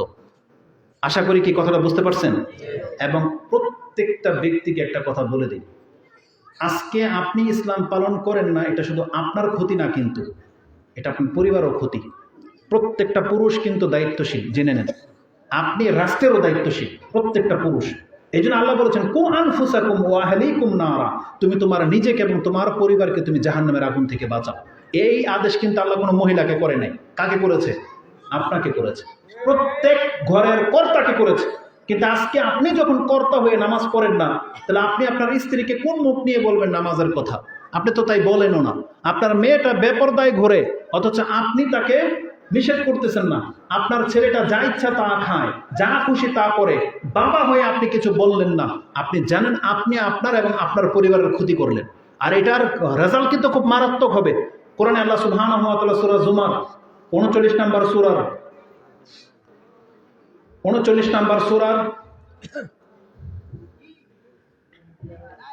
15 নম্বর আয়াতটা নিয়ে নেন। আল্লাহ সুবহানাহু ওয়া তাআলা বলেছেন কুল ইন্নাল খাসিরিনাল্লাযীনা খাসিরু আনফুসাহুম ওয়া আহলিহিম ইয়াওমাল কিয়ামাহ আলা যালিকা হুয়াল খুসরানুল মুবিন। আল্লাহ সুবহানাহু ওয়া তাআলা বলে দিয়েছেন, হে নবী আপনি বলে দেন, তোমরা নিজেরা যারা নিজেদের ক্ষতি করেছো, তোমার পরিবারকে ক্ষতি করেছো, কিয়ামতের মাঠে হবে তুমি সবচেয়ে বেশি ক্ষতিগ্রস্ত ব্যক্তি। আর এটাই হবে সেই দিন প্রকাশ্য ক্ষতি। তুমি তোমার সন্তানকে খাইয়েছো, লালন পালন করিয়েছো, ভালো জায়গায় বিয়ে দিয়েছো, তুমি কোনো উপকার করতে পারো নাই যদি তাকে তুমি মুসলিম বানাতে না পারো, তুমি যদি তাকে নামাজি বানাতে না পারো, পর্দায় রাখতে না পারো, তার জন্য উত্তম একটা ছেলে যদি ব্যবস্থা করতে না পারো, তাহলে তুমি তোমার পরিবারকে ধ্বংস করেছো, জেনে নেন। আজকে আপনারা বিয়ে দেওয়ার ক্ষেত্রে ছেলে সরকারি চাকরি করে না কি করে, বিদেশে থাকে না কি করে, এগুলো জিজ্ঞেস করেন। ছেলের সাথে অন্য কোনো মহিলার সম্পর্ক আছে কিনা সেটা জিজ্ঞেস করেন। আর বেশি জোর হলে জিজ্ঞেস করেন ছেলে কি জুয়া খেলে, ছেলে কি নেশা করে, এগুলো জিজ্ঞেস করেন। কিন্তু কয়জন ব্যক্তি বলতে পারবেন যে আপনার মেয়েকে বিয়ে দেওয়ার সময় আপনি জেনেছেন যে ছেলে নামাজ পড়ে কিনা? কোনোদিন জানতে চান নাই। মেয়ে যখন বিয়ে করতে যায় আমরা সুন্দরটাকে বেশি দেখি আর টাকা পয়সাকে বেশি দেখি।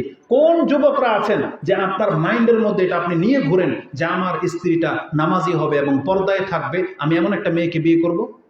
কতজন যুবক হাত তুলতে পারবেন বলে? তাহলে আজকে আমরা আমাদের পরিবার কাটকে ধ্বংস করে দিচ্ছি। আপনারা যারা আজকে পুরুষরা আছেন, ঘরে গেলেই খাবার চান প্রথম, কিন্তু জিজ্ঞেস করেছেন আপনার স্ত্রীকে যে তুমি কি আজকে জোহরের নামাজ আদায় করেছো, তুমি কি এশার নামাজ পড়েছো, মাগরিব পড়েছিলা? জিজ্ঞেস করেন। কয়জন ব্যক্তি আছেন জিজ্ঞেস করেন? আল্লাহ সুবহানাহু ওয়া তাআলা ভালো জানে। আজকে আমাদের অধিকাংশদের চরিত্র এটা। এই জন্য আল্লাহ বলেছেন ইন্নাল্লাযীনা খাসিরু আনফুসাহুম ওয়া আহলিহিম ইয়াওমাল কিয়ামাহ আলা যালিকা হুয়াল খুসরানুল মুবিন। যে নিজে এবং নিজের পরিবারকে ক্ষতি করেছো, তুমি হবা কিয়ামতের মাঠে সবচেয়ে বেশি ক্ষতিগ্রস্ত। আর আল্লাহ বলেছেন এটাই হলো প্রকাশ্য ক্ষতি। অতএব আল্লাহর কাছে আমরা দোয়া করি, আল্লাহ তুমি আমাদেরকে ক্ষতিকর জীবন থেকে বাঁচাও।